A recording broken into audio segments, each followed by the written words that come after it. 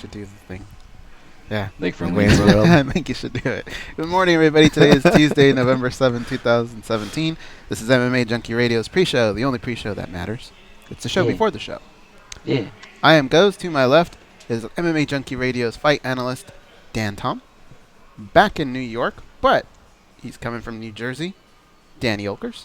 He's also very good at his job. Thanks. And Gorgeous George, who I don't think has connected yet, but when he does, he'll figure out what's going on. Right? He should, right? Hope he doesn't pop Hopefully. in saying something crazy. Danny, New Jersey is Hey. not that far from New York. How come you don't say cool? No, I have really bad hiccups, by the way. What I meant was that I'm not from, I didn't grow up in New Jersey or New York, so that's like an accent from this region. I'm from Northern Virginia, Washington, D.C. Okay. I guess That's that what I makes meant. sense. That's what I more meant. I didn't mean oh yeah, New Jersey and New York, completely different. Who has the best Italian food, New York or New Jersey? I don't know, actually. I haven't gone out to eat either for Italian food. What? So you just haven't had Italian food, or you wait till you go back to Virginia to have it? I usually make it. You've seen my chicken parm. It is pretty good. Have you ever seen his chicken parm before, Dan? That sounds kind of dirty, but I would like to because chicken parm is my favorite food. Yeah? If that's what you're talking about. Dan Tom has had some pretty good, he makes kind of healthy food, but it looks like healthy food that's good. He's You had mean some. me or Dan Tom? Dan Tom. I'll have to I'll have to put my steak to the test, though. I'll see. The master over here. I'm a little nervous about that. You put man, this is like almost a year ago that you did this, but you had one that was it was like a salmon and something, and I remember thinking, damn, that looks fucking awesome. Yeah, salmon, Did you put it? Do you put it on Instagram? probably because salmon's like one of the normal things me and the lady will cook up. Danny, chicken parm's your favorite meal to cook? I think actually chili is my favorite meal to cook. I don't know if it's my favorite meal, but when it comes out perfect, it's like this was worth the 2 hours it took to cook. Chicken parm is probably my favorite, but then Favorite to eat or favorite to cook?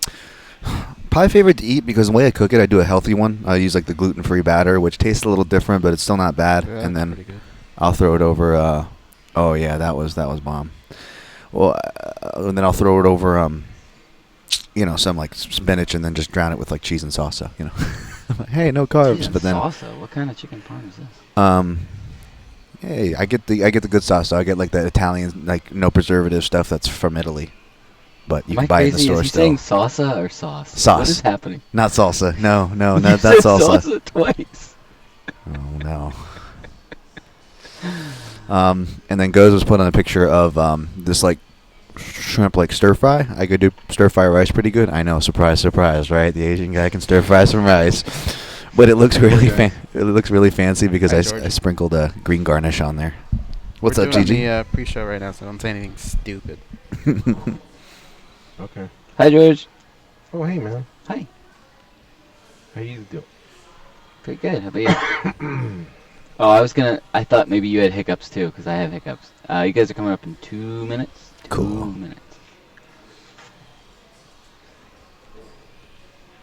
Hey, Danny, what kind of hiccups do you have? Low Low or high? Hiccup. What do you mean? There's a difference in hiccups. You have either low or high. I don't know what that means. Oh, all right. I just want to see if I can make you be dumb and agree to one. I made that up. Oh, okay. How's your knee, George? Dude, I could spend 10 minutes stun gunning the lady from yesterday. Oh, went to the man. doctor, I thought you got could a stun good- gun someone else. From yesterday? Yeah. Who? Somebody in our group text? From today? Coming up in a minute. From yesterday regarding your knee. That shit was funny. Our boss? He came at you. I was like, damn. Yeah. What are you gonna say? You gotta Are you- laugh at all his jokes and It's the greatest ever, right? Are you gonna talk about the therapy? Because I haven't heard that yet. I can, yeah. 1 minute. Speaking 1 minute. of which, I want to Speaking of which, stunt gun Twitter. I'm only one character off here. Twitter? From being able to get this out. George yeah. is the king of short. coming out in Twitter. 30. Yeah. But there's certain rules we got to abide by. I wonder if you can't just get away with that guy's nickname. Let's see. All right. This is the stuff that makes this show. Actually, if it's perfect if I use his Coming up nickname. at 10. Oh, That's there the you best go. we can do. Wow. Yeah. Stand by.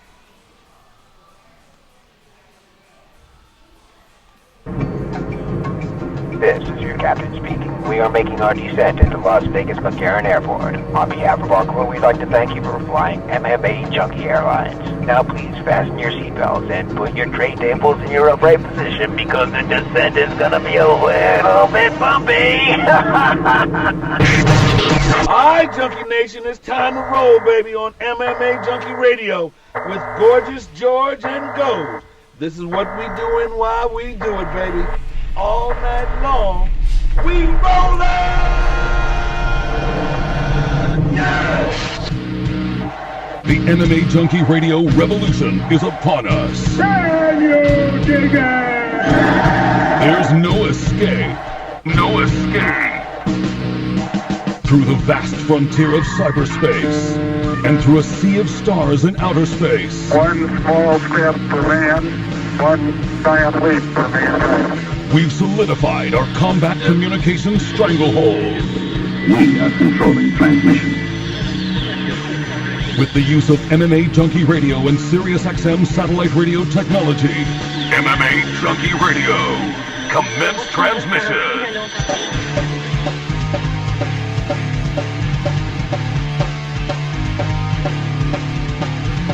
Live from MMA Junkie Radio HQ in the fight capital of the world, Las Vegas, Nevada. Here are your hosts, Gorgeous George and Goes. Tuesday, November 7th, live from Las Vegas. Two guys are at the Mandalay Bay. I'm in that Bat Cave in Enterprise, Nevada. And of course, Danny Otto in the Big Apple, bringing you the best show on planet Earth. The best MMA radio show. I gotta be honest, there's some pretty good shows out there, but if we just narrow it down to MMA Junkie Radio is where it's at. We're the only show that matters. What's up, guys? How you doing? Good. How are you? Good. Good. Chilling like a villain. A big relief yesterday. I went to the doctor to check on my knee, and I didn't injure it further. And Nice. then afterwards, I had a rough hour. I got my ass kicked by my physical therapist. I mean, bad, dude. Like, anybody that walks in would think, I thought the U.S. had given up on torturing people. I mean, it was that bad, dude. And then, of course, on my way home, my big boss called me a pussy. So I didn't take that one on the chin. And, yeah, but, you know, other than that, knowing that I didn't re-tear any tendons or ligaments or anything, it was a win-win. Anything could have happened to me on the way home, and I still would have had a smile on my face. So I'm all right, guys. I'm all right on a Tuesday. I thought yesterday's show was fabulous. I don't even know that we really have finished thinking of all the possibilities that can come out of 217. So I'm looking forward to today's show. Today we'll have King Mo on.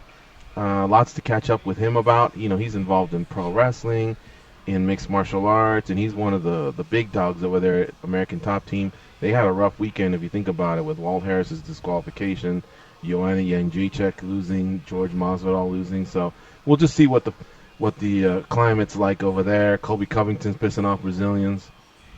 See what's up for King Mo. Ryan Bader uttered his name. That's who he thinks might be next for his title defense, his next title defense. And then we'll also talk to Justin Buchholz, who was at UFC 217. He was in the corner of Cody Garbrandt, and we'll just pick his brain and see how the team is, coping with that loss. Also see what's up next for them. They've really had a successful year, man. They have, I don't know if you guys ever peruse the websites, but if you follow them on their social media, they have like about 10, 15 guys that wear belts, regional, world titles, whatever. So they've had a good year, and of course a lot of that came under his tutelage. although in the last few months he has not been the head coach, he's been their head Muay Thai coach. So we'll see what the deal is there, and just see what he thinks might be next for Garbrandt and the team. But other than that, it's all about Junkie Nation, man. 866-522-2846. As we keep unpacking the shows from last weekend, and all the stuff that came out of UFC 217. Guys, after the show, what were you left thinking about, or what has popped up that you wish you would have addressed yesterday that you didn't get to, whether it's a plain matchmaker or anything, that we haven't, any fights that we didn't touch on from either card? What is it that you're chomping at the bit at? I wanted to get to Masvidal and Wonderboy. Yeah, that's a What good. about you guys? Let's do it. Let's do it. Yeah, that's definitely a fight to get to. The only things I guess I'll mention is, there were one little tidbit from Twitter. It was just a random question about the OSP Anderson fight from Northern Lights, and then I saw a lot of people as well commenting on the commentary of the show. But other than that, yeah, let's Of our show or of the UFC show? No, of the UFC show, DC, the call of the Rose Namajunas win, DC's commentary. I've seen a lot of conversations about that as well. I think he's gotten better. I think he's good. I like DC. I like it too. I didn't mind the the Stone Cold little things he did with the Thug Rose. Like I didn't mind that, but I guess I just saw some backlash on Twitter.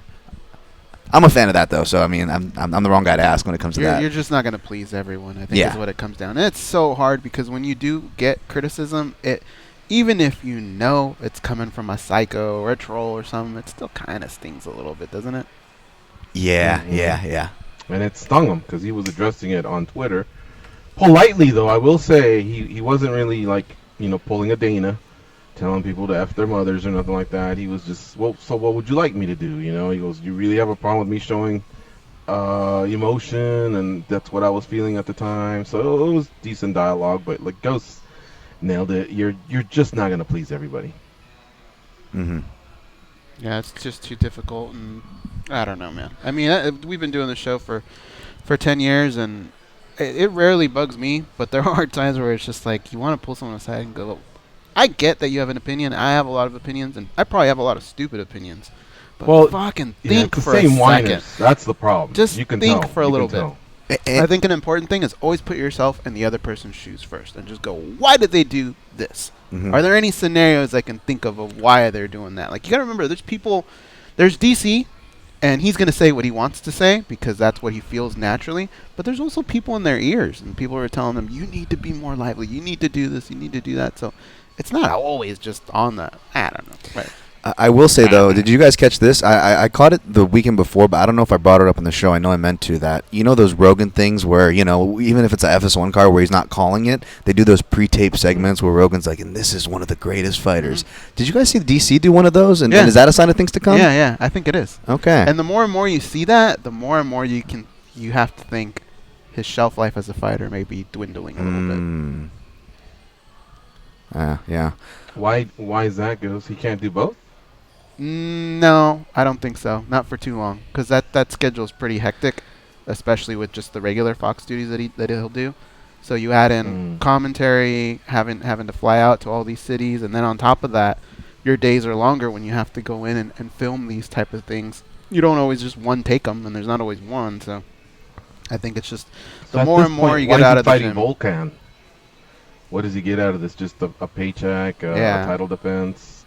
Couldn't we all say he reached his peak? It was a great career, and then whatever happens with Jones, if Jones if he's penalized, to the point where the cheating accusations are validated, then one could look back at DC as one of the greatest careers ever, because there's gonna be a dark cloud over everything Jones did, including both fights. And obviously, if Jones is cleared, then, still nothing wrong with hanging your hat saying, wow, only one of the best ever got me. So, why Volkan? I guess because he can get away with it. If he's fighting Volkan, then there might be a couple more left, not just the one. You know what I mean? I still feel like maybe there's a few more fights out there. Yeah, but I think I think you rarely catch a fighter that says, I got one more year in me. You usually say about 2 more years or something like that. And I feel like maybe he's got 2 or 3 left in him. Years. No, fights. Fights. Okay. Yeah. Maybe. I mean, there's really not much more to add, honestly. I think one thing that I think you could tell when he was in our studio. He spent about an hour in our studio. He was playing the game, Mike Tyson's Punch Out. We were having a good time. We covered a bunch of topics. But when we did circle back to John Jones, whether it was through one of our listeners calling in or us, you could just tell the tone in his voice was, he got me. You know, there's no excuse. I mean, whatever happens with the other stuff, the USADA stuff, he still knocked me out. And DC was still down in the dumps because of it. But I really feel that if there's one thing that could maybe lift his spirits is if Jones is flagged, and again, there's this dark cloud over his career. But at the same time, if DC were to move up and win the heavyweight title, I think it could trump, whatever he may feel about Jones at that time, or at least help. So I've always wondered if maybe moving up and fighting Stipe is the answer. Stipe is not the 260, is not the 290 cut to 265 guy. Mm-hmm. I mean, he's pretty much a walk around 240 guy. He's a wrestler just like DC. He's on fire right now. I mean, nobody's fighting better than him. Obviously, that's why he's wearing the belt. But I don't know. I think that could be a challenge, and I think that could be a massive payday. And I think that's something he could tell Jones. Well, all right, you got me, but I got Stipe. Could you have done that? And that, a lot of people would wonder, could he have done that? Because he sure hasn't really, for all the talk of John Jones moving up, he never really did it. I wonder, okay, so that would be a big fight, Cormier and Stipe, right? But those two guys aren't really going to jaw at each other. They're pretty respectful cats. They're pretty nice guys. Both of them, I think if you provoke them, they could turn into that guy, but I don't see them provoking each other. So my question is this. For this last weekend's pay-per-view, how much of it was the reason that you bought the pay-per-view, all the heat that came along with it? So in other words, if Bisping and GSP were just kind of respectful, same thing with Cody and TJ and Joanna and Rose, would you have still been into it? Would they have still sold that many pay-per-views? Because I'm with George, I think it's a great fight. It'd be a great heavyweight fight, but I don't know if we've gotten to the point where we need that heat for us to tune in. I mean, us not. We're going to tune in regardless, but the majority of people. It's a weird hypothetical because, on one side, I think the heat would help a DC, a card that was based around a DC Stipe fight, then heat would help. Whereas if you're asking me as far as this weekend, for one, I mean, I'm not a guy where I need the heat to sell the matchup, but for two more, for these stack cards, like these, the UFC's version of a 10-pull event, these MSG cards, when you're stacking a card like that, I think that kind of cancels out heat. At that point, your matchups are selling that card no matter what heat you have or don't have. But yes, in regards to if we're talking about a hypothetical Stipe versus DC, I do believe, even me, someone who doesn't need the heat, I believe heat would help if they were the main card, the main attraction, and you're building the card around them. That's just my opinion. I think you like heat the most of the three of us, right, George? I do. Yeah. Big time. I know they're lighter weight classes, but the one in Canada had 2 fights, and this one only had 1 more, and it was they each had a female, women's MMA bout, Valentina and Nunes in Canada, and Joanna versus Rose in New York. Now, of the two, Valentina and Nunes should have been the better fight on paper, right? The other one was supposed to be a landslide, just Joanna's just going to mop her up. And then you have Demetrius, greatest of all time, dry guy, doesn't really get into trouble. He just goes and punches the clock, does his work, gets out. Well, that's the same thing GSP's done. But yet, Bisping brought something out in GSP, even though he really didn't, other than just maybe like a push or something like that, or I think he tapped his face. But DJ didn't really get anything brought out of him by Borg. So I really feel like Garbrandt and TJ had a lot to do with it. Promotion in New York was obviously heavier. The undercard was more solid, but I still think that all three of them, I think Joanna's antics, the Dillashaw and Garbrandt antics, even the Masvidal and Bisping stuff going on, that was kind of being highlighted. You know what I mean? And so I definitely feel it has something to do with it. I mean, I don't think there's any doubt. I mean, Chuck and Tito, Chael and Anderson Silva, Jose Aldo, and Conor McGregor. I mean, yeah, I mean that's the formula. Not all want to do it, but like Go says, present them 2 offer sheets. One that says you're scheduled to make 200 to show, nothing to win. You're a champ, blah blah blah. Or you can start acting like a fool, and 7 figures is headed your way plus pay-per-view points. Whatever, I don't know, but I really feel like it multiplies like that, getting people involved, and it comes from that. There just has to be something that interests that casual audience, because the casual audience has a lot to do. I mean, there's a lot of us that are involved in it. We work in it. We just love the sport. It's our number one. But there's a lot of other people that MMA. There's a certain time of the year where MMA can be like their number 2 or their number 3, and then there's other times where it could be like number 5 or number 6. So you have to make it worth their time and their money. Well, that wraps up Masvidal and Thompson, guys. Yeah, I was going to say Masvidal Thompson. I sidetracked you. Sorry. But Dan, can you break it down a little bit and just tell us, we all kind of had our pitches of what we thought the fight would look like going in. Why did it play out the way it played out, you think? Well, again, I came into this with the Masvidal bias. I wanted to pick Masvidal, but the thing was, it's that distance management. It's not just managing the distance that karate strikers can do. They almost changed the game. It's like you come in, you're used to playing basketball, and Masvidal's a guy, he can play center, he can play power forward, he can play point guard. He's really well-rounded. The thing is, you're not playing basketball when you're fighting Stephen Thompson. He has a slightly different version of the game that he makes you play out there, and I think that's essentially what we saw. And Masvidal, from the sound of it, I'm sure he brought in good guys, but it's real tough when you have a guy who is not just good at kickboxing and karate like Stephen Thompson, but he's actually one of the few outliers in the world who's had practice, bringing in MMA. I mean, when we think about karate guys and MMA guys, it's what? It's a 2-person list, and then we have to start digging. We go Machida, Stephen Thompson, and then we start kind of having to start thinking from there, right? Mm-hmm. I mean, you cannot understate how hard it is to train for a guy like that. So I don't think it's anything against Masvidal. I think if anything, he probably, with Madison Square Garden, he probably came in more pumped and prepared than he normally is. I just think it was a tough stylistic matchup. When you have a longer counter fighter for Masvidal style. What about Keith Hackney? Okay. So I watched the fights yesterday, and Dan, you're going to have to chime in here because this is where you're way more technical than I am. But I did rewatch the fights yesterday, and here's what I noticed. All right, TJ was a guy that was using his footwork. He was keeping a certain space where he was comfortable to strike on Cody, and Cody was more like a cobra, coiled up and ready to throw hands. That's what he wanted to do. He threw an occasional kick or two, but he wanted to throw hands and explode when he could. And when he did, I mean, he really hurt TJ, and so TJ had to go in there, and once he crossed that line, when he was in Cody's range, he knew he could get hit. And he got hit a few times, man. Credit to TJ for his chin holding up. But anyway, with Masvidal, I think that's the game he needed to play. Now, I don't know that he's got hand speed like Cody. At the same time, I think George is also carrying previous fight results with him where he knows, shit, I got to be offensive. I got to do something.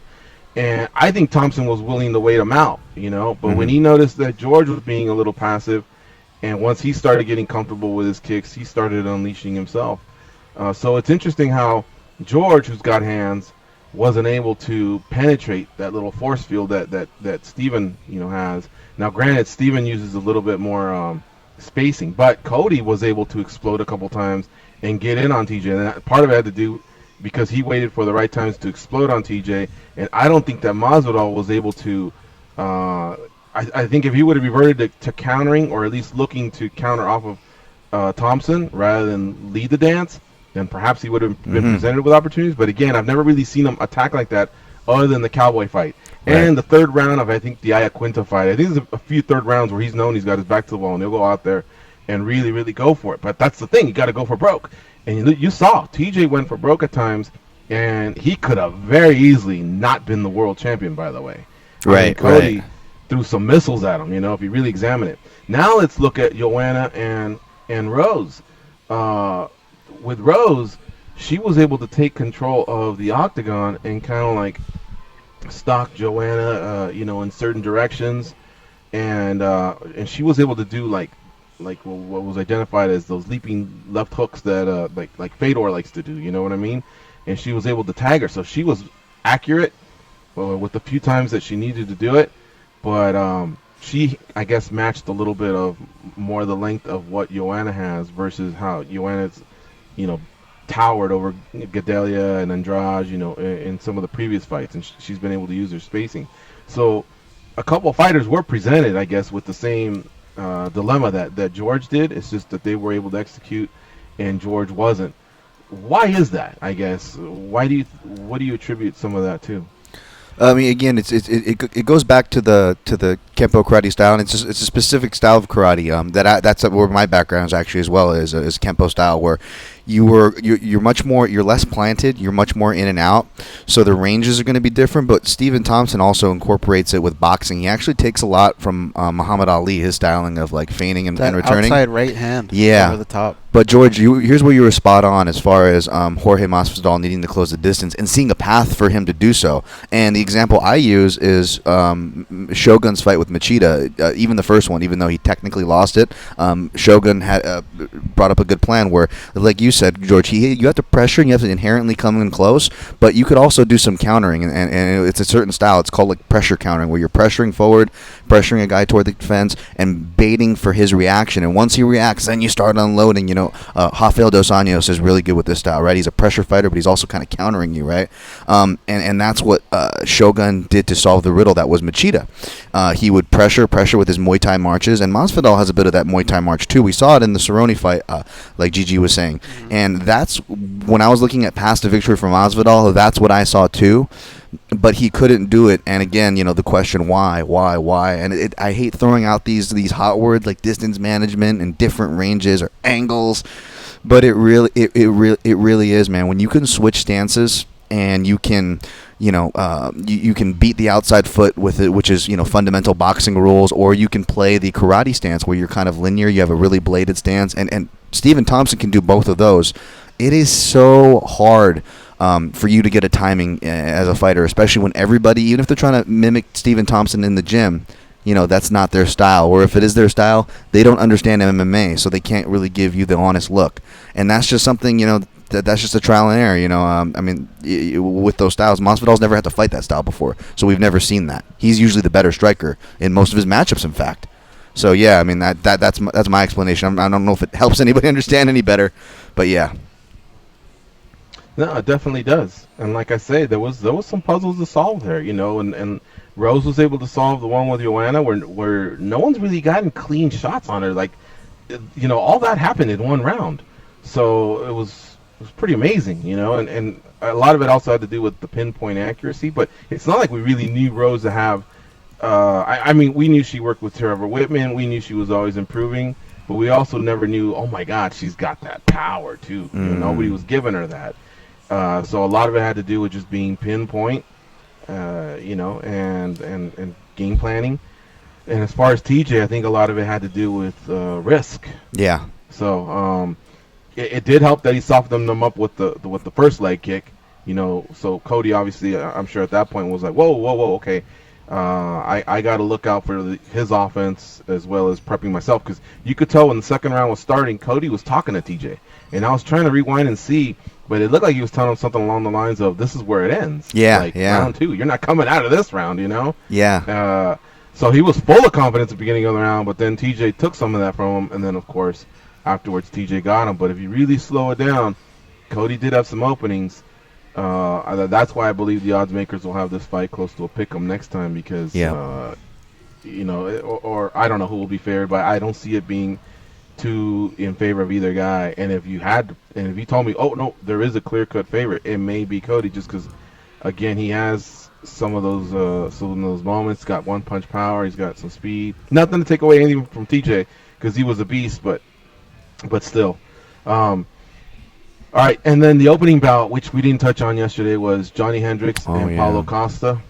A lot of it was size mattered. Costa was just bigger, stronger, probably faster. Johnny tried to wrestle, I think, once, was unsuccessful, and what he was starting to get a little comfortable, as what it appeared to me was that Costa was starting to tire. But the only thing that meant was Costa, who at one point was going 100 miles an hour, maybe slow down to about 75. I mean, he was still trucking along. Right. He hadn't reached the point where, oh my God, the hands are down. He's huffing and puffing, kind of like maybe over him against Verdum in their second fight at Strikeforce. Where it was like, oh my God, this guy's dying. He's gonna crawl to the finish line.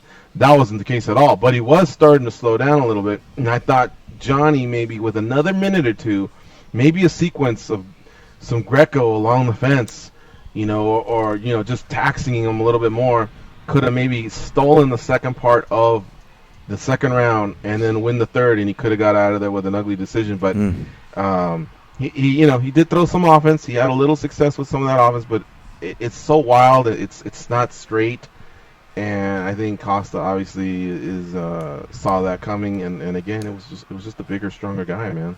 I felt for Johnny. I felt like, again, it was a winnable fight, but he had to be superb Johnny and catch Costa really making mistakes for him to win. And a lot of it has to do with that size difference. You got to get this guy back to 170. That's the thing. I mean, even I think in some of his past fights, we all were a little critical of him just being real lackadaisical in the fights. But this one, he actually did come out and fight. It was just a bigger guy. And even if he got the win here, I think if I were his coach, if I was a family member, I'd still go, look, man, you are way undersized here. I mean, take a page from GSP and just kind of realize it, and you got to do something. No doubt.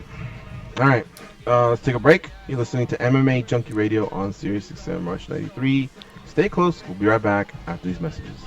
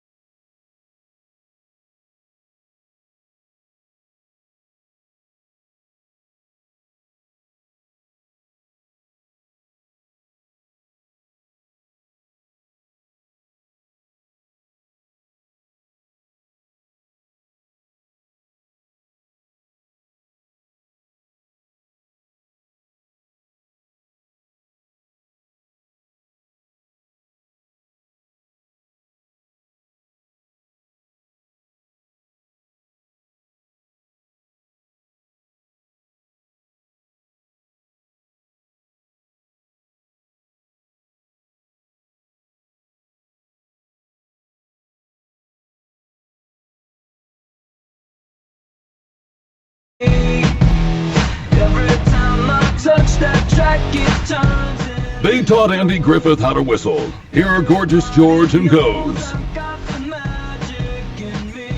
SiriusXM has your chance to win a trip to the UK to see Billy Joel live at Old Trafford Football Ground, home of Manchester United.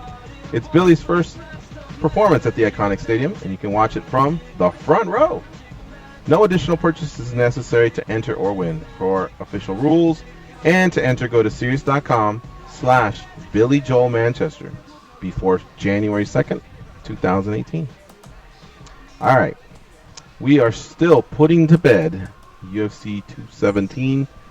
And did you weigh in on Paulo Costa versus Johnny, Dan? I forget. No. Did you have anything you wanted to say on that fight? No, I didn't. You know, it was one of those tough ones where, you know, I was picking the other way from Johnny, but it's tough because, you know, as a longtime listener of the show, how can you not, you know, be a fan of the Baconator's journey? And it's just been kind of tough times lately. And yeah, it felt like it was almost, you know, Johnny put up a fight, but it almost felt like doomed from the start with the size difference. And Bohachinia, Costa, is no typical bully. You know, it doesn't look like he's a guy that's going from first to fifth gear until he runs out of gas. It looks like he's got some gears in him, which is good because, you know, Brazil, the middleweight division, both need some young stars. So it'll be interesting, you know. But I guess it's more, I don't know if interesting is the right word, but more concerning to see where Johnny Hendrix goes from here now. I find it interesting that when we look at GSP's last fight, he was fighting Johnny Hendrix, a fight that a lot of people thought Johnny Hendrix won.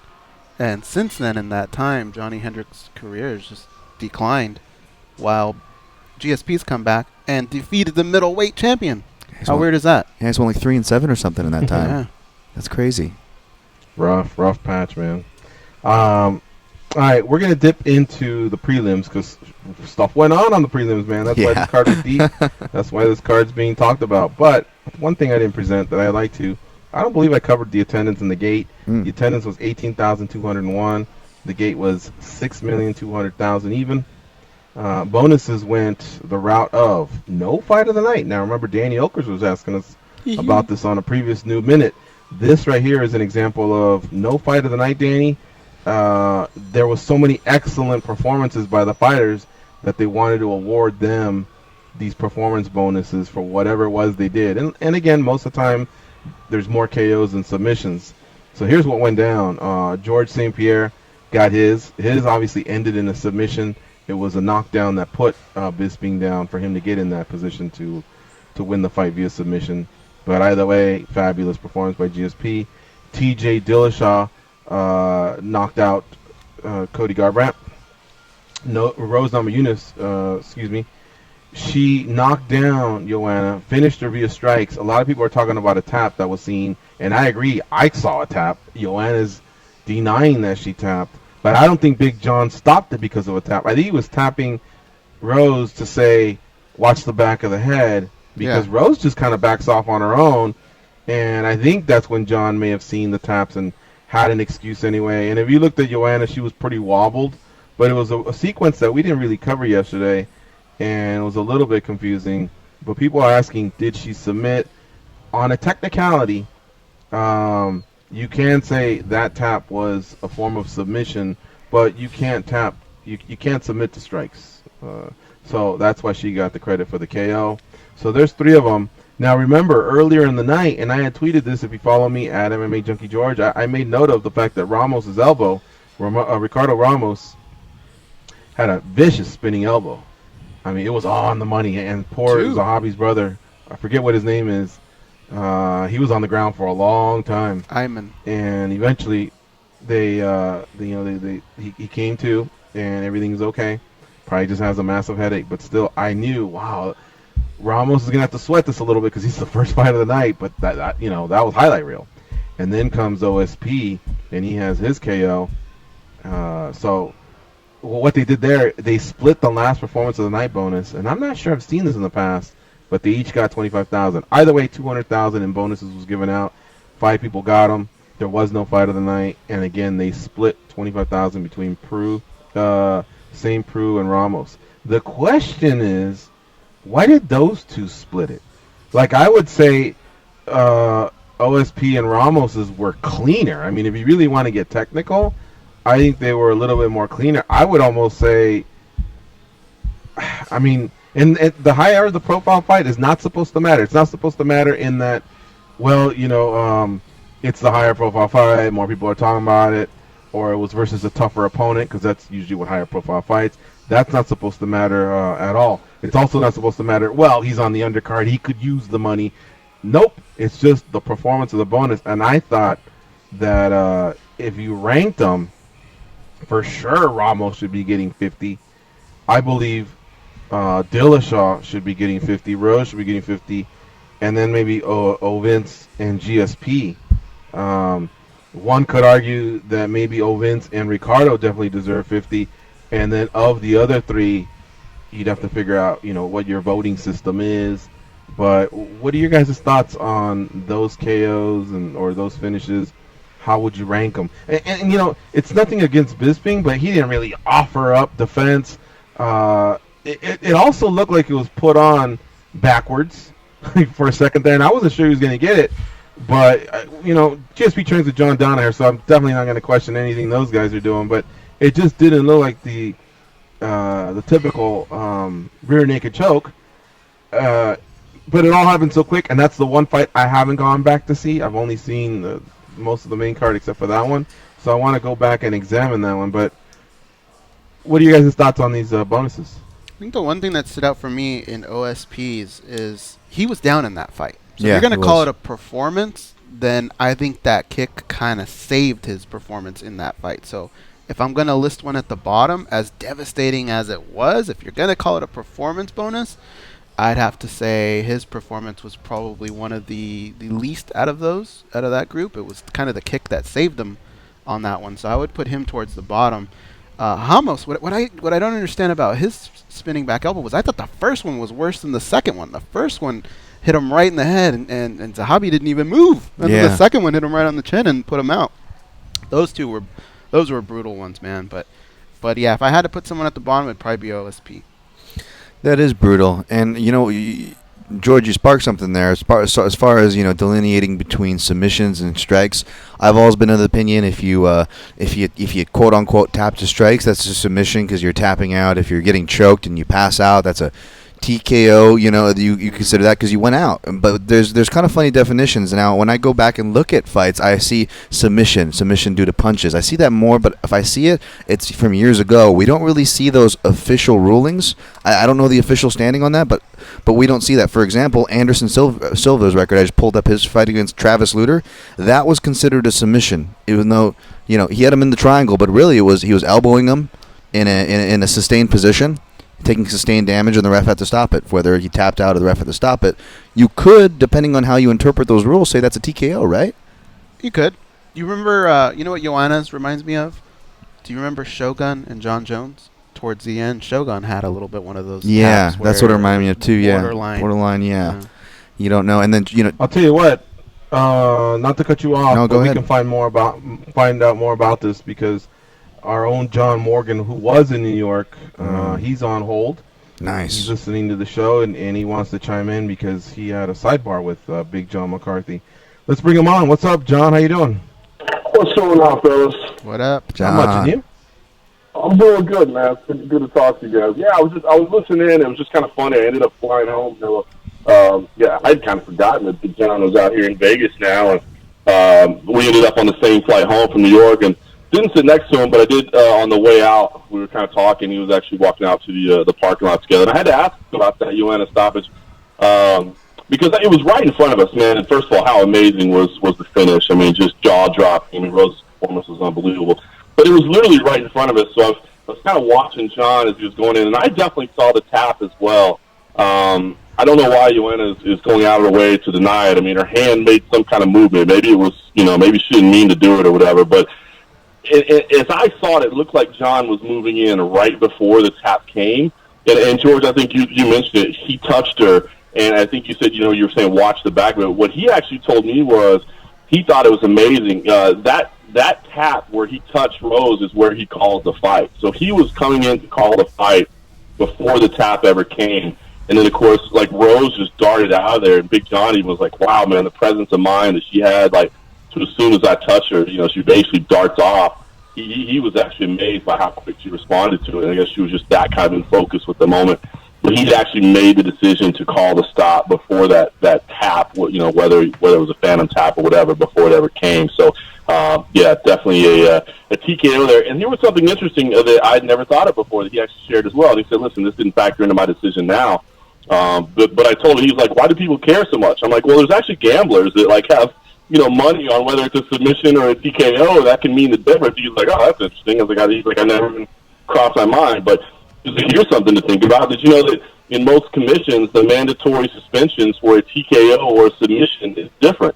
So if you call something a submission due to strikes, they may only be forced to have like a 7-day mandatory suspension. Whereas if you call it a TKO, they may have like a 14 or a 30-day mandatory suspension. Which that didn't factor in here, but I found that quite interesting as well.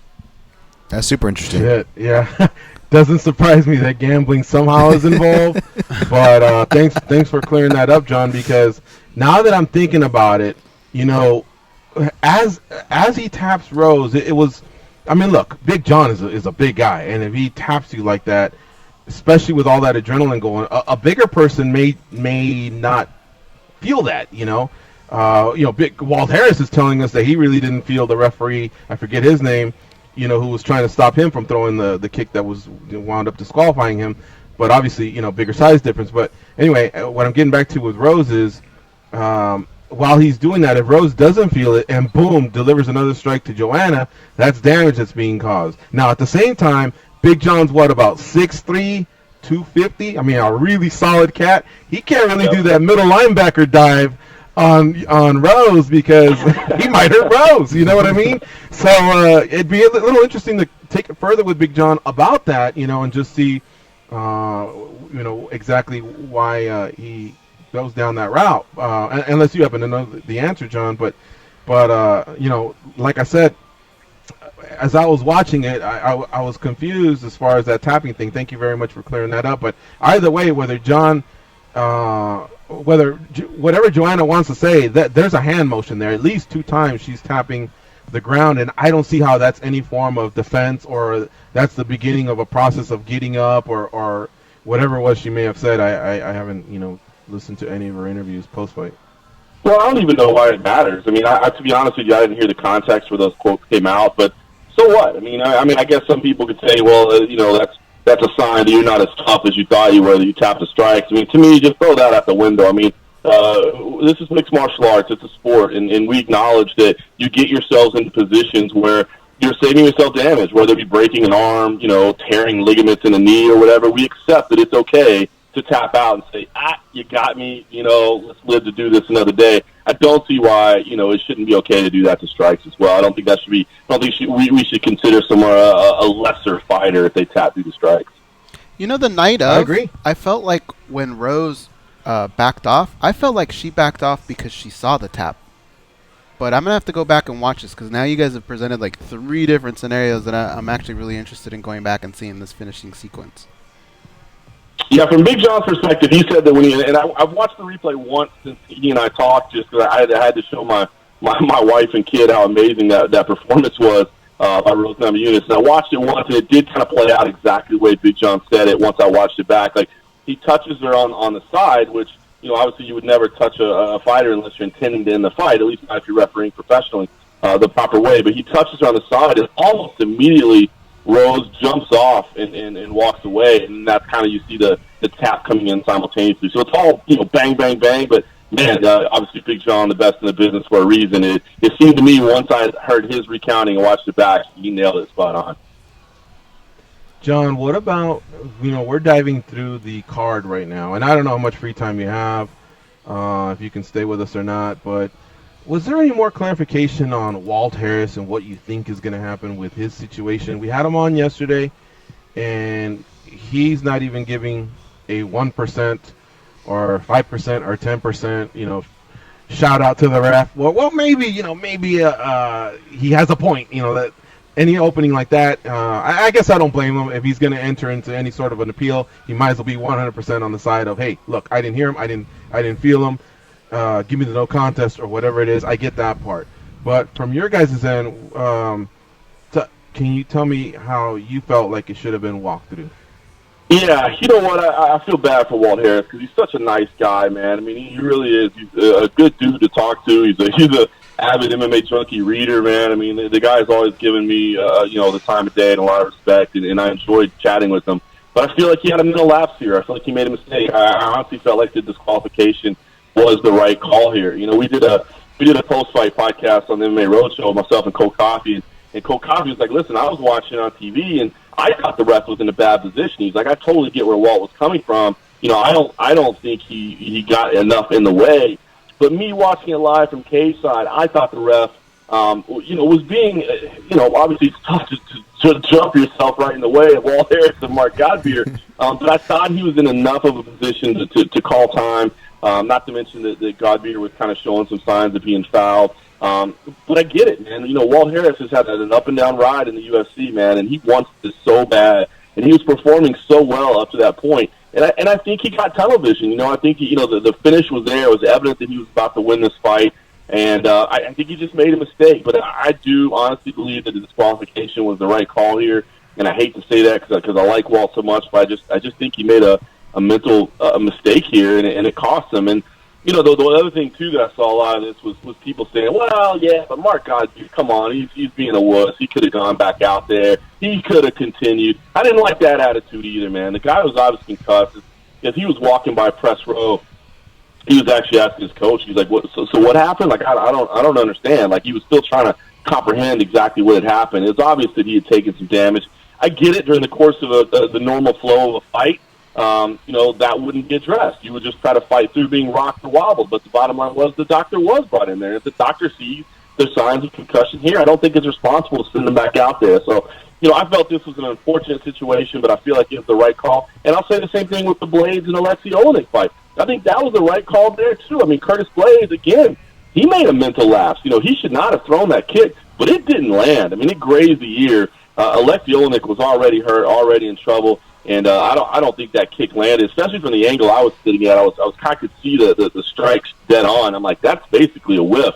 And I felt like they got it right. And that one, too, as weird as it was, and maybe, the flow of how the decision was made wasn't pleasing to everybody, I honestly believe they got it right in both cases. It seemed like the doctor made swift decisions, and I think a lot of it was based on him dealing with concussed fighters. So I applaud him for that. Now, John, here's the thing. You obviously had a way better seat than I did, and I know it was a graze, but I thought I heard like human skin contact, like a ta, even it was just the slicing of the toenail to the ear or something. And again, I think most of the damage had been done, but I'm wondering on a technicality, foot made contact with ear, which is part of the head, and so technically, is that why it's illegal? And did you by any chance hear any sort of a slash or anything from when they made contact? I didn't hear anything. I mean, obviously they've got that cage mic'd up pretty good, and the crowd was good. So you might have had a better audio on it than I did on the broadcast. I was just looking at it visually. I think you're right. I think it did graze. We actually had a pretty spirited Skype discussion among the MMA Junkie editors. Matt Erickson was of the belief that, hey man, this thing is illegal. Yes, it just grazed, but it was still an illegal kick. It still touched, therefore that's a DQ. And Steve Morocco kind of chimed in. It was like, look, that's not the case. The blow has to be, severe enough that it causes the stoppage or causes the damage. And there's no way that, yes, it may have technically landed, but it's definitely not what caused the damage. The damage was already there. So, I mean, I don't consider a graze a landing. Matt Erickson was like, well, it grazed the ear, and I was kind of being a little bit snarky at the moment, I guess, but I was like, yeah, when I think back to all the ear-grazing knockouts in UFC history, it just gives me chills. You know what I mean? It's like, come on, that's not the blow that caused the damage, so how can that be a disqualification? So, you do get a little bit of a judgment call, and actually Mark Ratner came over there and spoke with us afterwards. He was kind of over there, as you saw, helping out, and then he's usually pretty good about coming over to press row when there's controversial stuff, just to kind of get our thoughts and to give his thoughts, whatever. Mark Ratner came over and said, yeah, I mean, look, we reviewed it, we saw it, it did graze, but that's a lot different than landing clean, landing flush, causing the damage, and that's why we went with what we went with. John, how you doing on time? I'm good, man. I got a couple questions for you, so let us get this break out of the way, and we'll come back with John Morgan. got more questions here as we continue to unpack UFC 217, which took place this past weekend. We'll be right back, folks, after this break.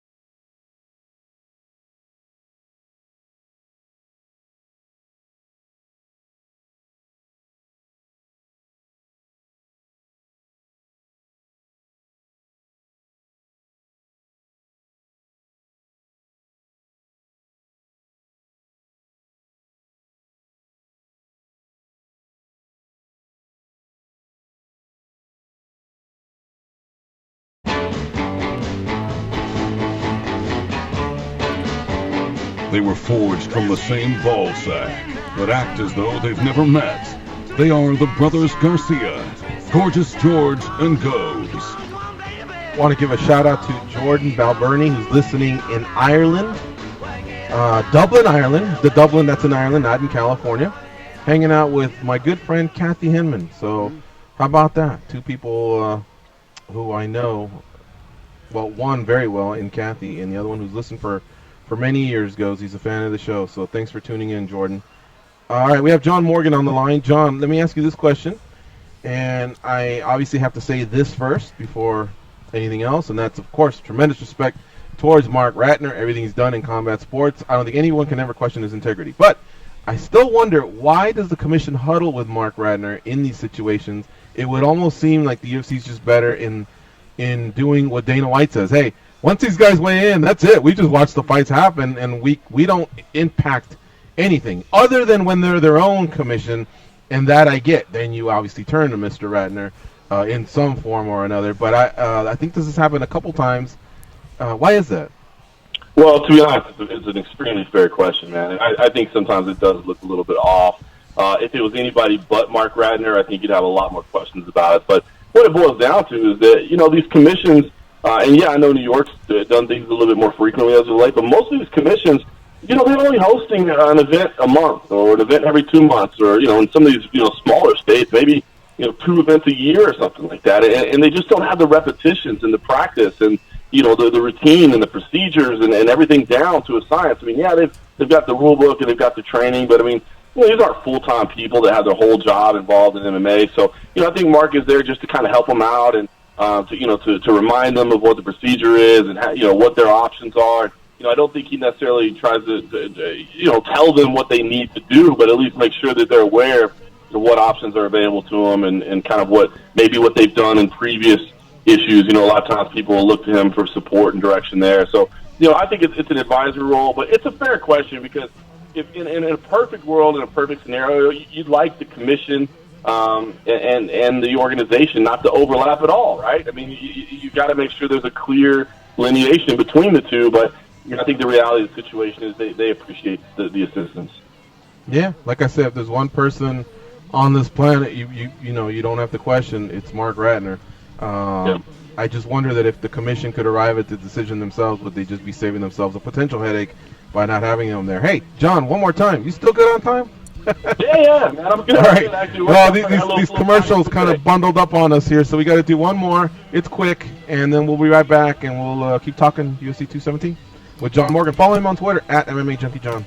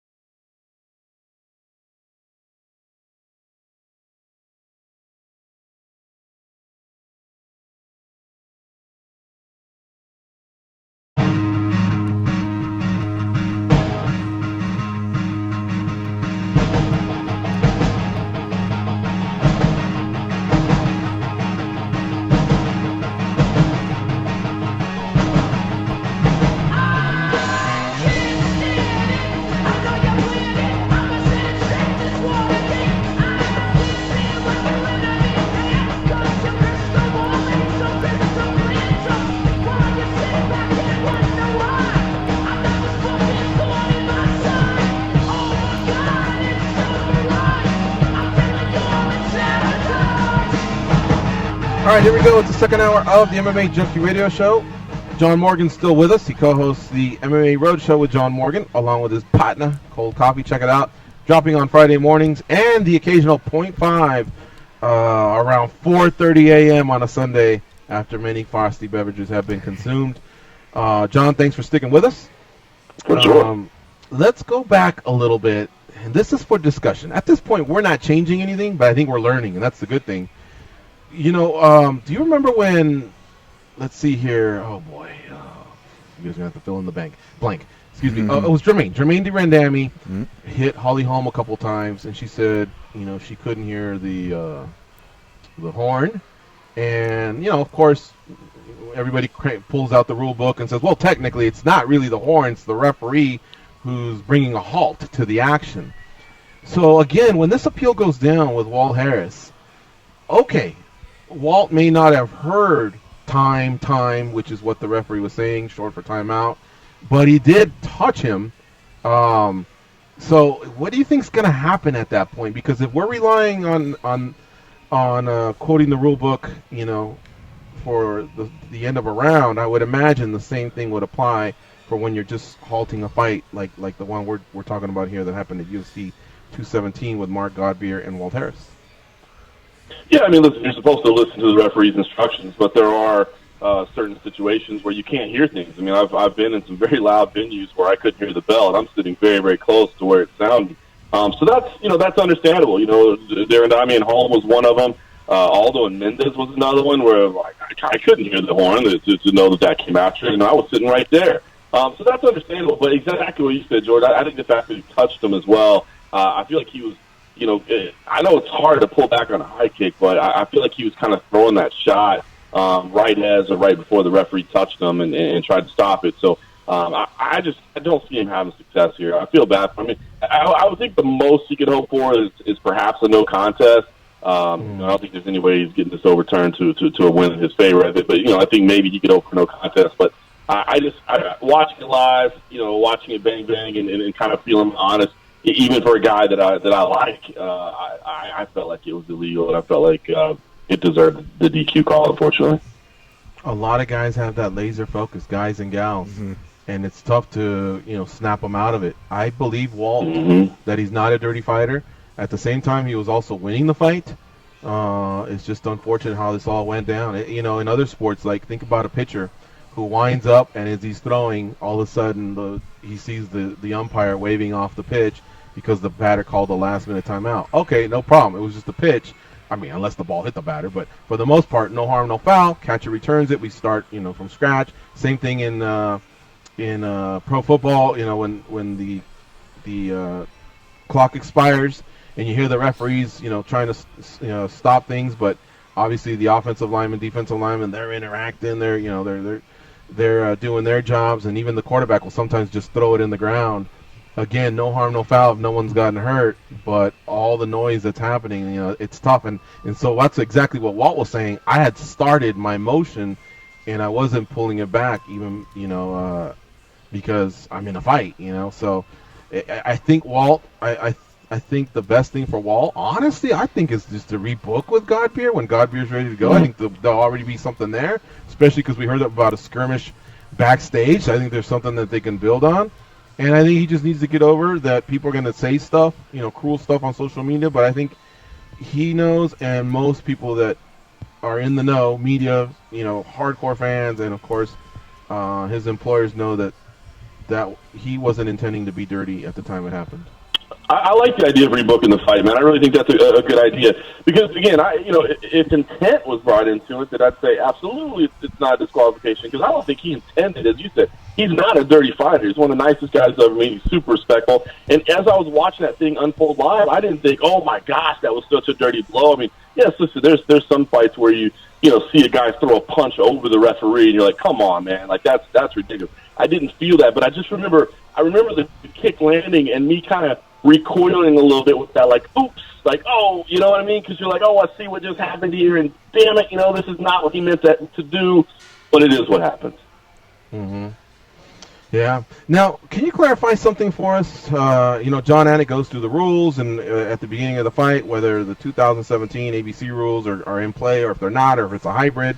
But anyway, in this case, in New York, news had been made that replay was going to be in play for these fights.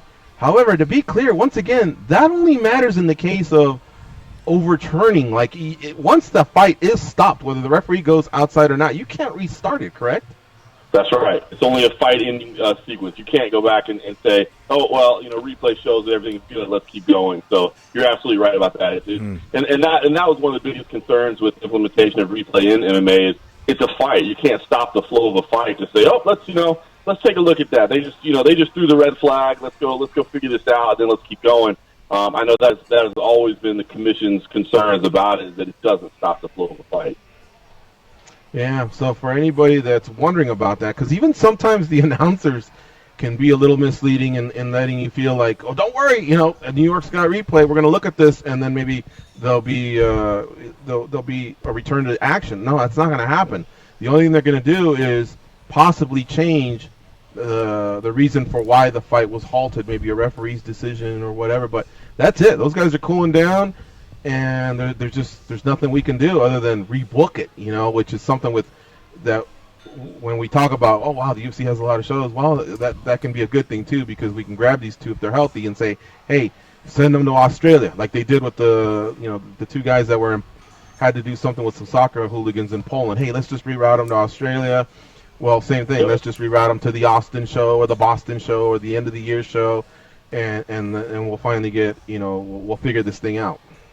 I dig it. I hope that's the call they make. Like I said, the biggest thing for me is I just hope Walt Harris gets another shot. I mean, he's had that. I guess that's the one reason I really felt bad for him, because again, he struggled to get any consistency in the UFC. I mean, he started out his run with several losses, and I know that this performance meant a lot to him. So hopefully they give him another shot, because it's been a wild month for Walt Harris. Where do you rank this card amongst all the cards you've ever seen as a fan and as a media member?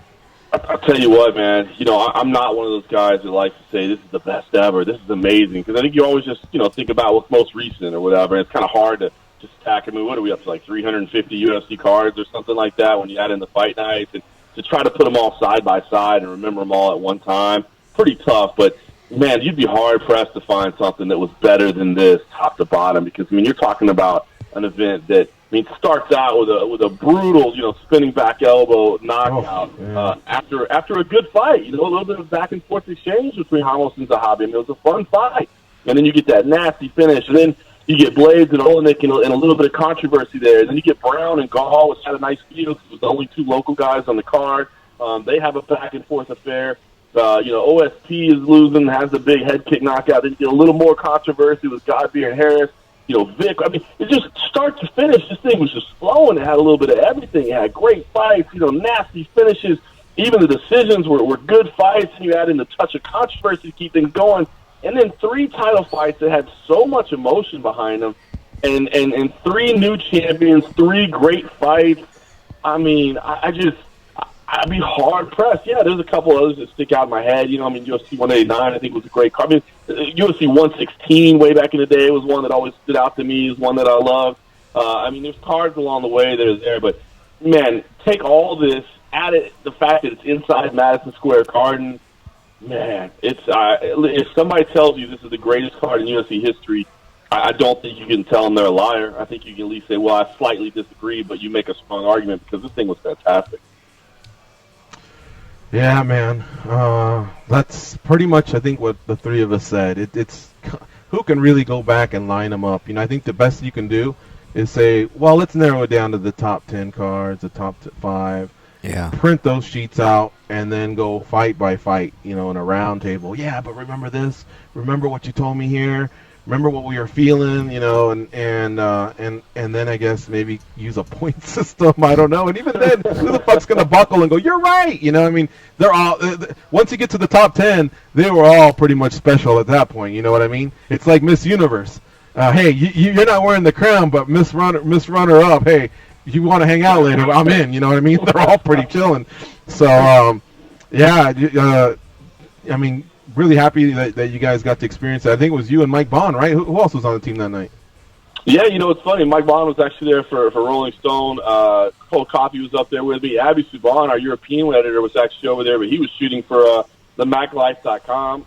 Excuse me. Perry Halgeston was actually there, our European photographer, but he was shooting for the Sun. So it was kind of fun during the week. I mean, we had a pretty big junkie contingent there, but as far as officially on record, it was just myself and Cole Coffey that were there, but still had all those other guys to enjoy the week with it as well, so it was a lot of fun. What's funny about these cards is sometimes you have to let time go by too, because how many times did we all think at the time UFC 100, great card, but then a few years later we go back and go, y'all remember John Jones was on that undercard? Sometimes you just need time to go by to even realize crazy shit happened. Yeah, yep. Yeah, I mean, what happens James Vick ends up being a lightweight champion at some point, or one of the heavyweights ends up doing something great. The other thing too is this: it's funny because I really wasn't that excited for GSP versus Michael Bisping, if I'm being 100% honest. Now, just like I am for every Michael Bisping fight, the week of the fight, all of a sudden you start getting excited because his trash talk just ramps up to a degree where you can see the other guy getting annoyed, and then you're like, all right, I'm down. Let's do this. So I really wasn't that excited going. Now, it ended up being an incredible fight, a little back and forth roller coaster. But let's say GSP retires after this, or let's say moves on somewhere else. I mean, we're going to be able to look back in 5 years or 10 years or whatever it may be and be like, damn, remember when we saw the return of GSP? I mean, what if this is his one and done? Who knows? I mean, so yeah, you're right. Things can sometimes get even better with age. But dude, if you say this is top 10. I think that almost might be selling it short. I mean, this is one of the greatest UFC cards of all time. There's no question about it. John, what does happen next? What do you think? Is it true that GSP had it in his contract that he must defend versus Whitaker should he win? And if so, is it something he could wiggle out of? It's not like these things are ironclad. Obviously even the UFC's gone in different directions of what they've said. What do you think happens? It's crazy, right? Because the whole thing I never understood. He's contracted, contractually obligated to fight Whitaker next. Like, well, what if he just says he doesn't want to fight again? Like, what are you going to do? Do you have a gun pointed to his head and say, no, step in the octagon right now, GSP, you signed the contract? So I never understood that. I mean, right after it, I really didn't like the answer that GSP gave in the cage where he was like, well, this really isn't my weight class, but I wanted the challenge. I mean, that right there made you think maybe, going down to 170 or, maybe even walking away a little bit. It was funny, I was actually listening to Anik and Florian yesterday, and they had Longo on there as they do every week, and there was a while, GSP stood in the cage for a long time afterwards. Like, I mean, we're talking like 10, 15 minutes. Like, security was trying to get him out of there, the staff was trying to get him out of there. He just kind of walked around and soaked it all in, and I took it as kind of a beautiful moment. Not wanting to leave the building. Longo actually had some concerns. He was like, I mean, was he all there at the time? Did he realize he needed to get out of the octagon? I was like, ooh, that's a little bit scary. He did say he doesn't remember much of it afterwards. So, so I think there's some legitimate concerns there that I hadn't really thought about until I heard that discussion. And then the one wild card that I always threw out there, and as ridiculous it is, the first step that had to happen was for George St. Pierre to win. But listen, Conor McGregor is not a much smaller man than George St. Pierre. I know George has packed on a lot of muscle to get up to 185, but if ever there was a chance for that Irishman to win the 185-pound title, it would be while GSP is holding it, because he's not going to beat Whitaker or Romero or Rockhold or Weidman or any of those guys. So who knows? Maybe throw that wild card in there if you believe in some truly crazy stuff that could happen. Yeah, John, let me ask you. GSP. Go ahead, Dan. I was just going to say, speaking of the post fight, let me ask you something, John, about what's your read on GSP? Because clearly, he did the very political answer with the post fight speech, and I'm of the mind that GSP knows what he's doing, because you can rewind back to his fight with Frank Trigg. He understands the importance of setting up a fight. I remember him calling to Matt Hughes, who was out in the audience, trying to get him in to take the photo, because with his broken English, you could tell he's like, come in, Matt, for the photo, because he knew if I can get the champion in there to take a photo with me, I got to fight. And I guess what's your read on GSP? I know he wasn't at like the post fight presser, but as far as that goes. Yeah, no, I think you're dead right. I mean, George St. Pierre is the consummate professional in how he's managed his career and how he's set things up moving forward. And hey, listen, I mean, by all accounts, he's got plenty of money, so look, he's not in a position where he's like, I got to bow down to what the UFC needs me to do because I need this paycheck coming in. From everything I've ever been told, the dude is doing just fine. And so, when he says, this is not my weight class, I just wanted the challenge. I mean, I know he said, going into the fight, yes, I'm contractually obligated to fight Robert Whitaker next.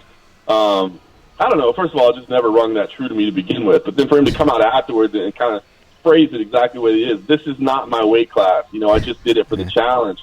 Okay, well, the challenge has been done. I mean, so now what? I mean, it was kind of like Randy Couture fighting Tim Sylvia. You know what I mean? I always thought it was kind of cherry picking a little bit. It's like, this is my chance to go to middleweight. If Robert Whitaker was the reigning defending champion, do you think that the GSP would have been adamant that he needed to be a middleweight, or do you think maybe he would have found a way to go back down to 170? I'm not sure. I think he saw Michael Bisping as a target that he could take out. And I don't know that he has anything else to prove after this. I mean, I don't know that I really want to see him face Whitaker, face Yoel Romero, face any of those guys. So, no, I mean, I to be honest, I think if he does anything, he either goes down to 170 or he walks away. I don't see him fighting in middleweight again.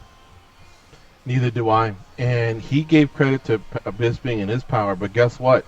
No disrespect to Bisping, but I think all four of us would agree that Woodley probably even hits harder than Bisping. So, like, if you're trying to stay away from a headache, well, you're not fighting Damian Maia. You're fighting, Tyron Woodley. Granted, at least Woodley, isn't as big of a guy as some of these middleweights. Geez, I mean, if you saw him versus standing next to Weidman on the Fox panel there, you could definitely see the difference. I think they're pretty similar in their stature, but like I said, Woodley can pack a punch, man. I like that John brought up the Randy Couture example because let's not forget those second fights never get easy. Even as a staunch Randy Couture supporter who's at Extreme Couture, people were a bit nervous about that Gabe Gonzaga booking at the time when you remember that. And even though Randy Couture came out on top, it's an example of like, they're not going to just start baby feeding you after you make your successful comeback. So something to think about there, yeah. Mm-hmm. Mm-hmm. All right, bud. Well, hey, thanks for calling in, clearing a few things up, and sharing your experience out there at UFC 217. For sure, guys. Enjoyed it, man. It was a great card. It's just the fact that I feel like I want to keep talking about it on Tuesday. I think that's how great the damn thing was. Hell, now we got to turn our attention to Virginia, man. This card is not too bad this weekend. Dude, top to bottom, it's a fun card. Yeah. Telling you, man. It's been a slow start to the year for the UFC, but, man, maybe we finished strong and everybody's feeling like we're moving in the right direction. Yeah. Yep. We'll have to get you on again when things start to get sorted out with TJ, DJ, and should he drop and do that thing, or should he just hang out and await the winner of Cruz versus Jimmy Rivera? That's a great number one contender fight. So there's some storylines there. Should Cody get a rematch? TJ saying no, and I don't know that I disagree with TJ, honestly, the way he put it. He had to fight his way back, and Cody really didn't have a title defense. So it's not like there was a title defense run. And then with Joanna and Rose, what do you do there? So you're right, John. We could keep you forever, but I know you got to spend some family time. So thanks for joining us, and maybe we can catch up later on in the week or next week. Thanks for squeezing me in, guys. I appreciate it. Easy, John. All right, folks. Well, that was fun. Let's do this, though. Let's take a break. Danny, you good to break us right now? Or you know what? How about the MMA history today? I think you said you had one, right? Share that with us this week. I do have one for today. What do we have this week? Let's see. Today. For today.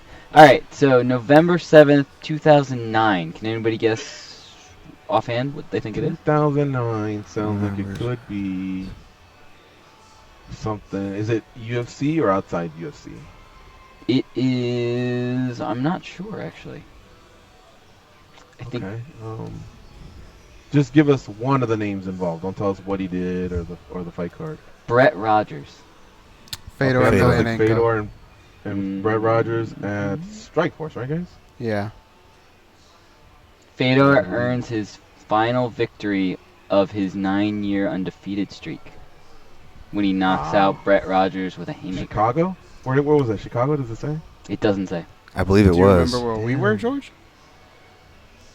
Oh, fuck no. Where? In the this picture. Bada Bing. Oh, were we? Yeah. No, it wasn't called the Bada Bing, was it? Yeah, it was called the Bada Bing back then. Oh, okay. Are you talking about with Nifty and all them? Yeah. That's funny. Wow. Okay. So yeah, that took place. What? So that's 8 years ago. Time goes by. And Rogers, if I'm not mistaken, is behind bars, right? Didn't he get in some trouble? You could call it that, yeah. Oh my Been doing goodness. some strange things. Yeah. Wow. Stranger Things. Mm-hmm. Yeah, crazy. All right, let's take a break. Let's reset and figure out how we're going to close here. I know we have Justin Buchholz lined up for 2:40 p.m. Eastern, 11:40 a.m. Pacific. And King Mo answers our text. Maybe we can squeeze him in. He was going to be more of a guest in the first hour. He did say he was like 80-20, but I thought he was on the 80 side of, like, let's do this. So hopefully we can catch up with him. All right, folks. You're listening to MMA Junkie Radio on Sirius XM Rush 93. Stay close. We'll be right back.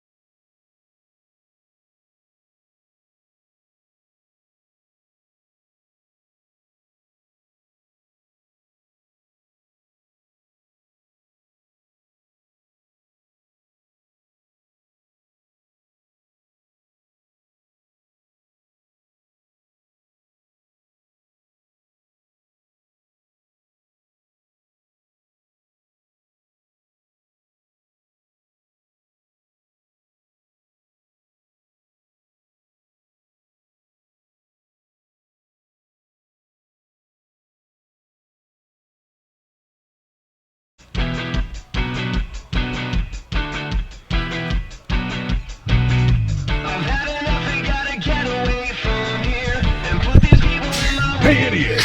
Yeah, you. Can you please tap that rather large fellow on the shoulder and tell him it's time for more MMA Junkie Radio with Gorgeous George and Goes? Thank you. All right, fellas, we're back here on a Tuesday talking some fights, man, that happened over the weekend. A lot of it's at UFC 217. I do want to be fair, though. Yesterday we had, for example, a guest from Bellator, Taiwan, Speedy Claxton, now known forever as Eric Claxton. You know, he had an amazing KO. Ryan Bader had a title defense. That's something we were going to talk to King Mo about because he uttered King Mo's name as possibly being next. The fact that they were at the Penn State campus. Is there anything you guys wanted to chime in about Bellator before we turn it back to more UFC 217 talk and take some calls? I had a talk with Taiwan yesterday after the show, and there's there's an opportunity that he may be no strings attached to Claxton. Nice. I like that. Like it. It's a good double entendre there. No, the fight card was fun. I wanted the guys to be a little bit more dominant in their performances.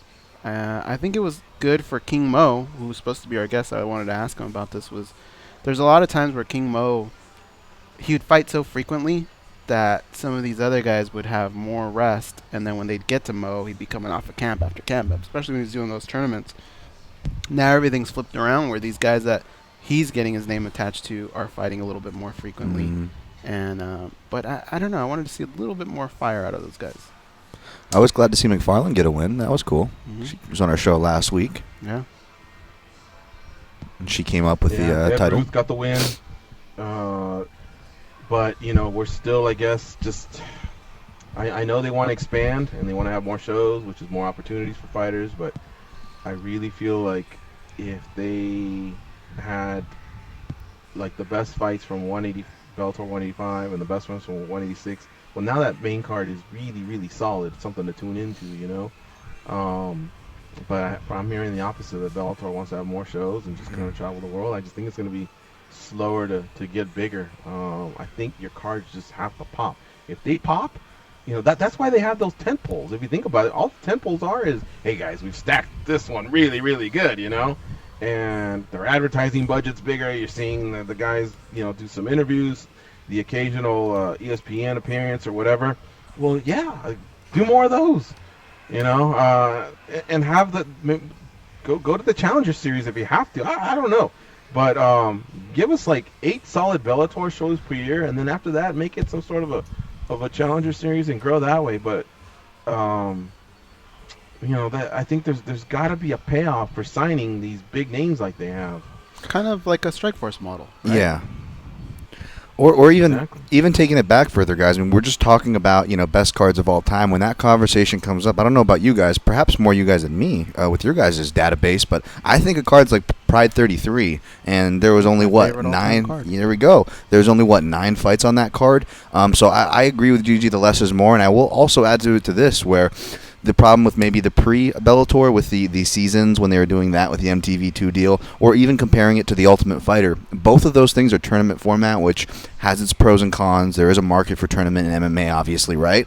But there's something to it when you know that, okay, well, all this can happen, but what really matters is the end, right? Who's coming out of the house? I'll just skip and wait to see who gets out of the house and what's worth looking back. Or I'll just wait, because I know Bellator, it's a weekly thing, right? It's a weekly thing, tournament.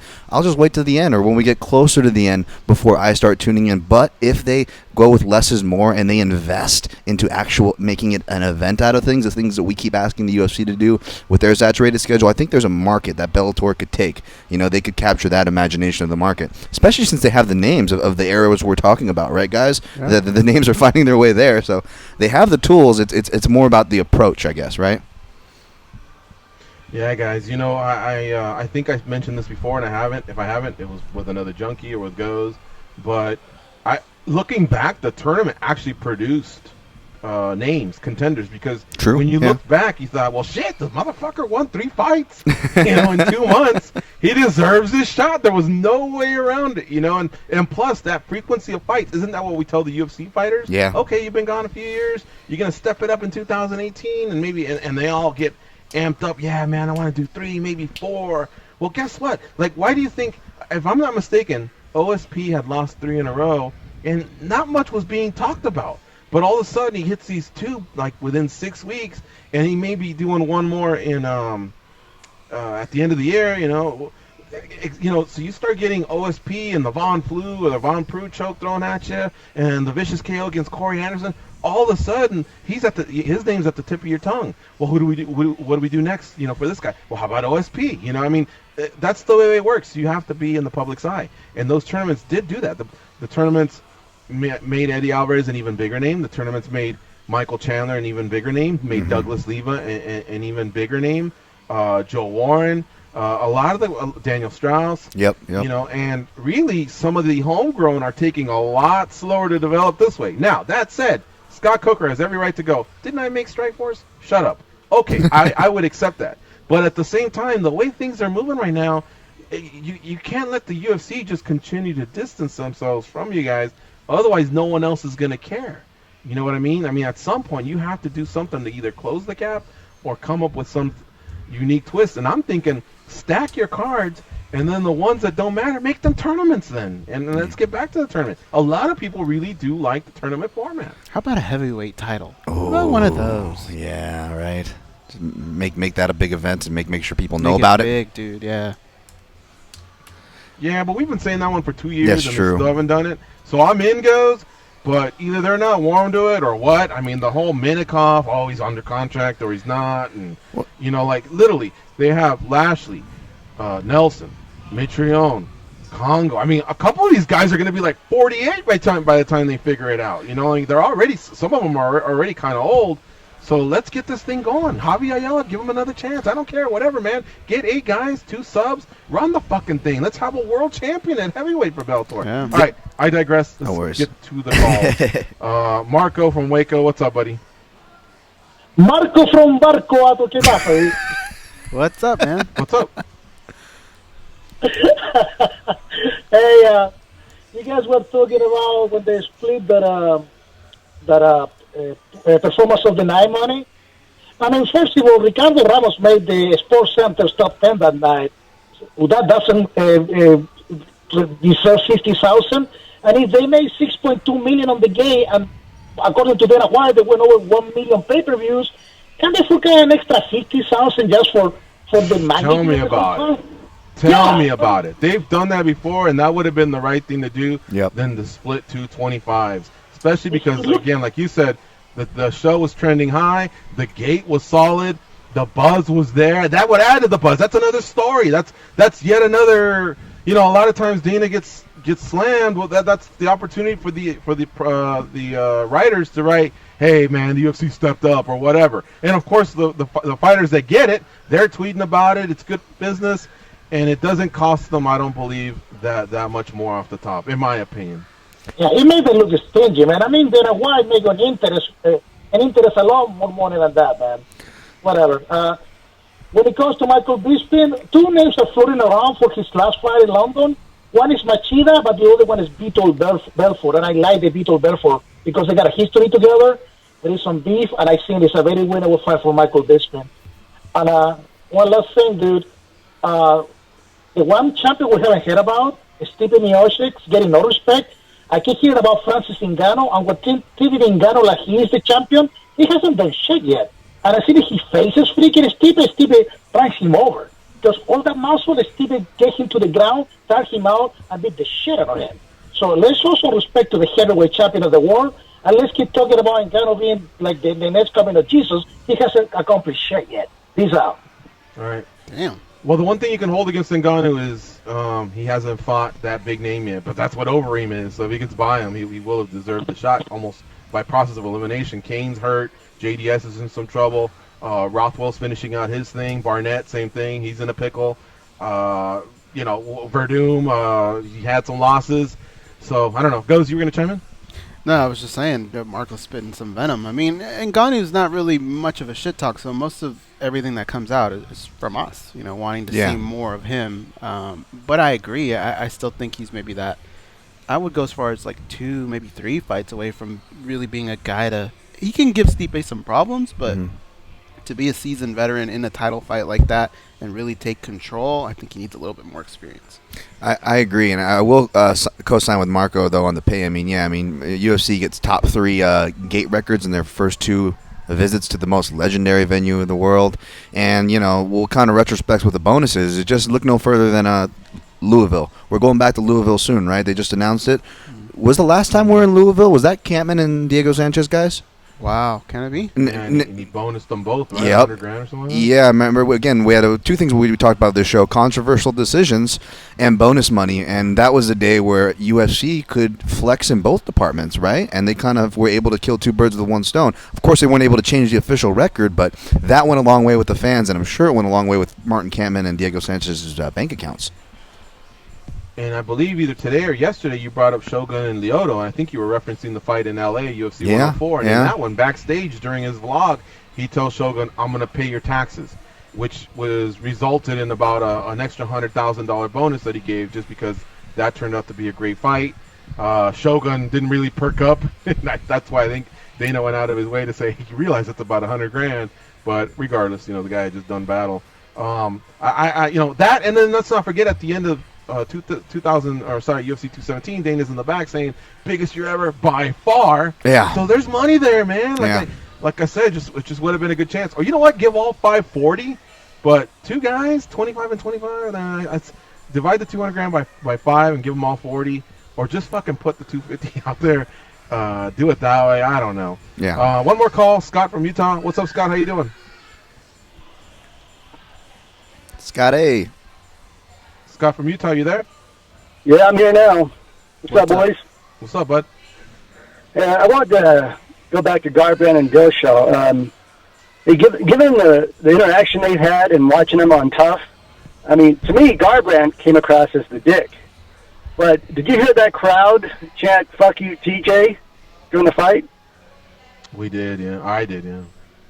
I don't get it. All he did was leave to Colorado with Ludwig because he's his favorite trainer, and he gets all that animosity and the hatred toward him. It might have been because of McGregor calling him a snake during the show, but does he deserve that? Probably not. I'm not so sure when people are chanting for the side of Cody that they're chanting for Cody in general. It might just be that whole alpha male team. It just seems like he's getting more than his fair share of hatred for no reason to me. But did you guys also hear Cormier after Rose won? I think he shouted "Thug Rose" like 20 times. Like Stone Cold, Stone Cold. Yeah, Thug Rose. And the other thing, hey Dan, I know you stun-gunned the UFC schedule yesterday, but man, I'm one of those guys that I could take it every weekend. Get that drop. It's probably because you work it. You have to do the research. But for me, man, if it's not happening on a weekend, I feel like something's missing. I hear you, Scott. No, that's fair, especially with the cards they have closing us out. There's some nice stuff coming our way. Yeah. All right, guys. I'm out. All right, Scott. Thanks for the call.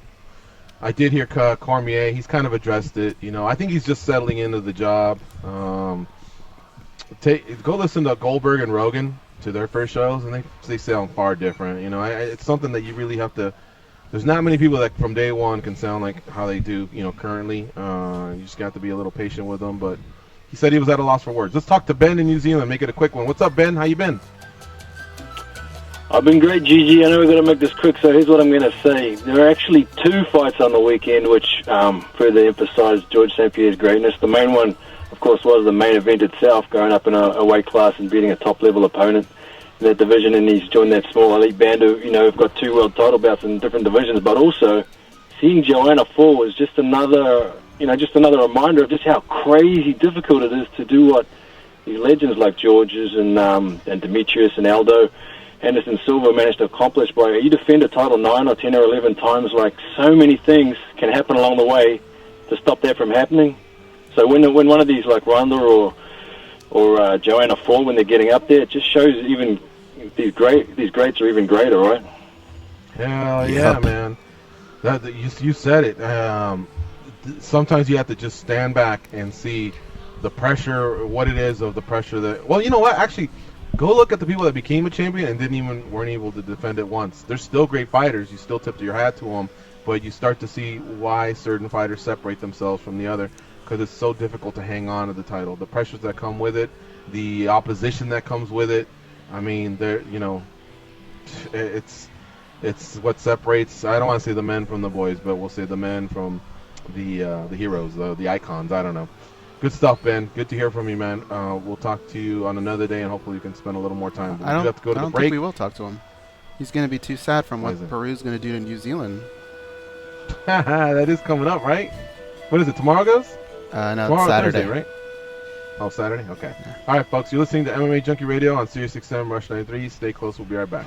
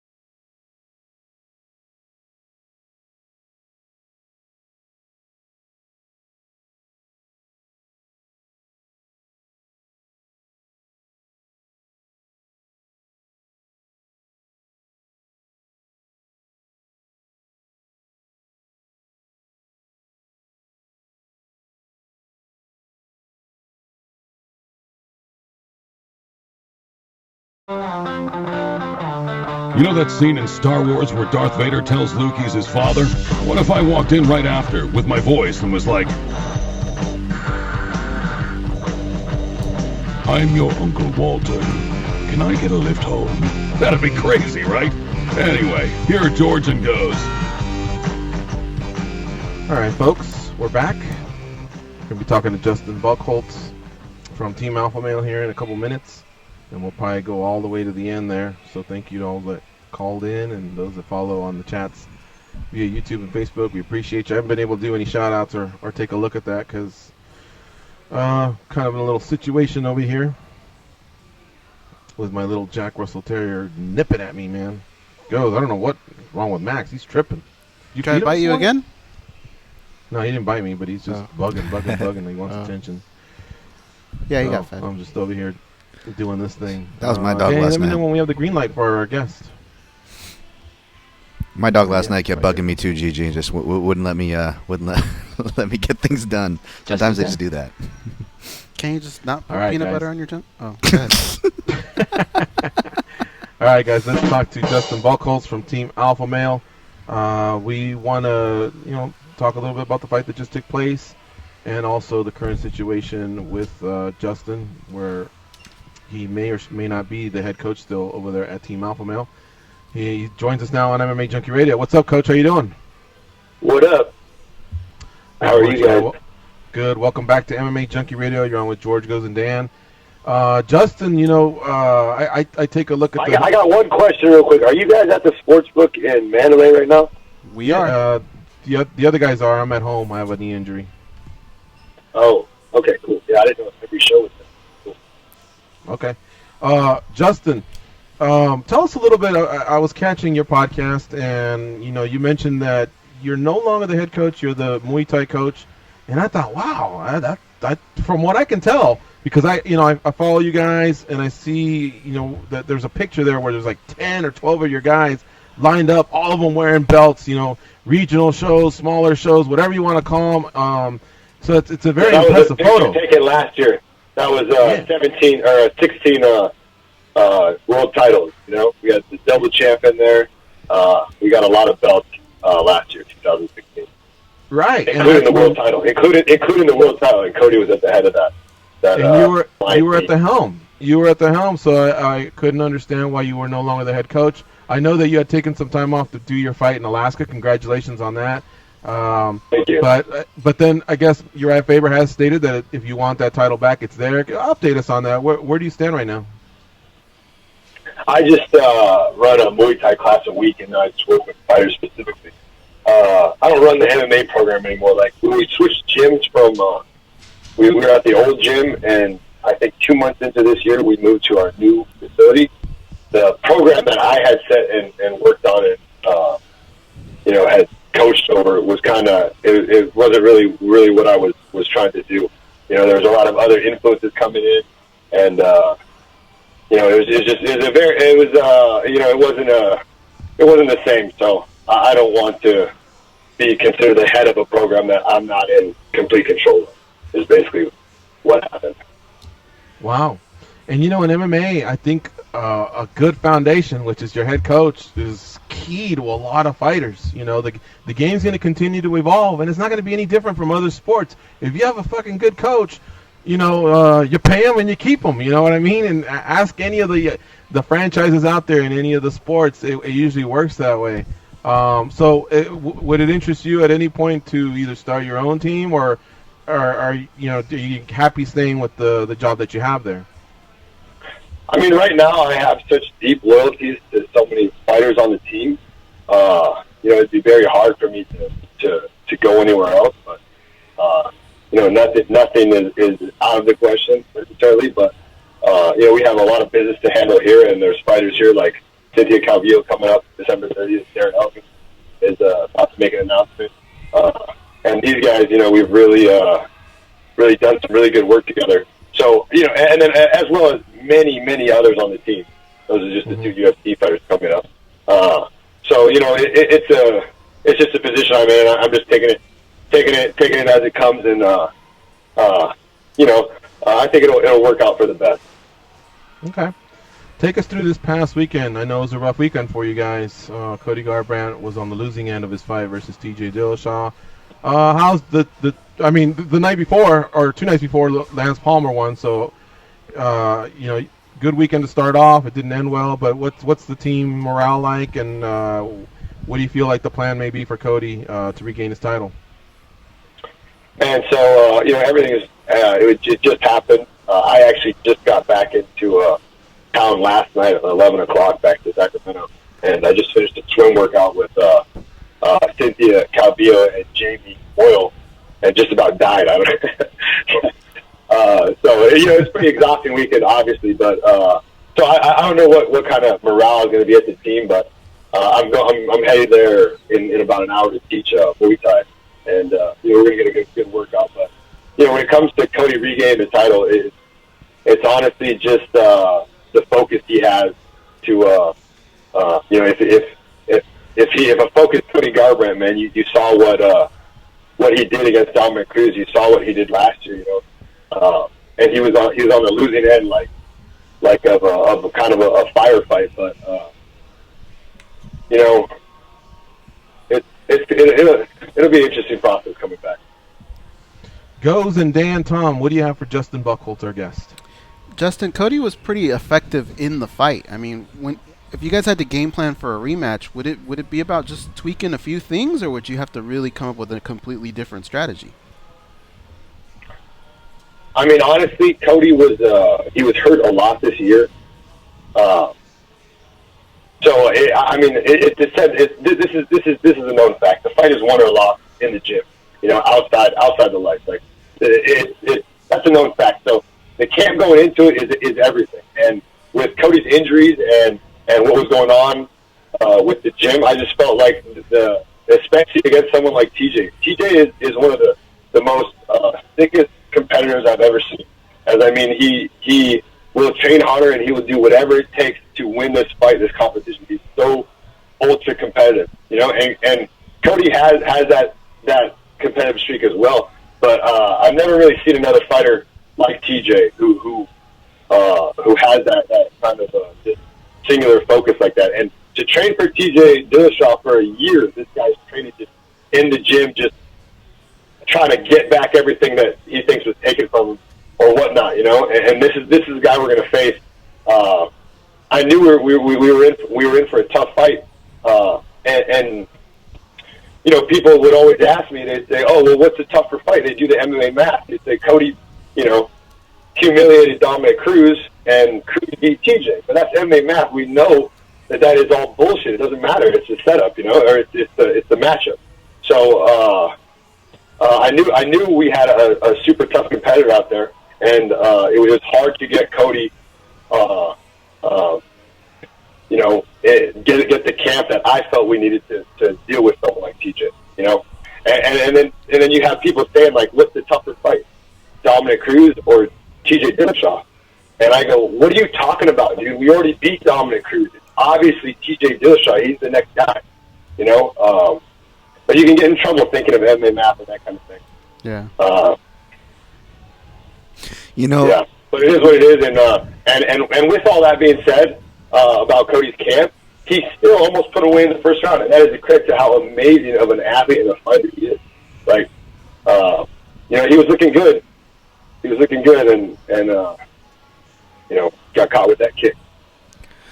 Justin, you know, speaking of the trials and tribulations, perhaps this might make more sense to you than the average listener, but there's a lot of times the business area being a coach and the coach area being a coach is enough to handle in its own right.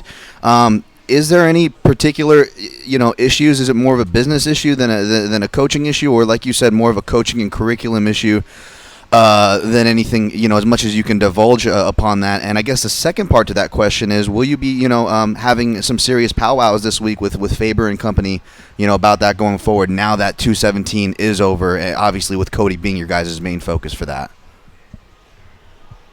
Yeah, so the first part of the question was what? Sorry. I guess first part of the question was if you can elaborate, how much is it of the issues is just coaching and curriculum business, yeah. or business? So I would say that, you know, business aside, it's like I love coaching. I love the team. I mean, I've been on the team. I was the first guy to fight in the UFC on the team. You know, everyone was in WC.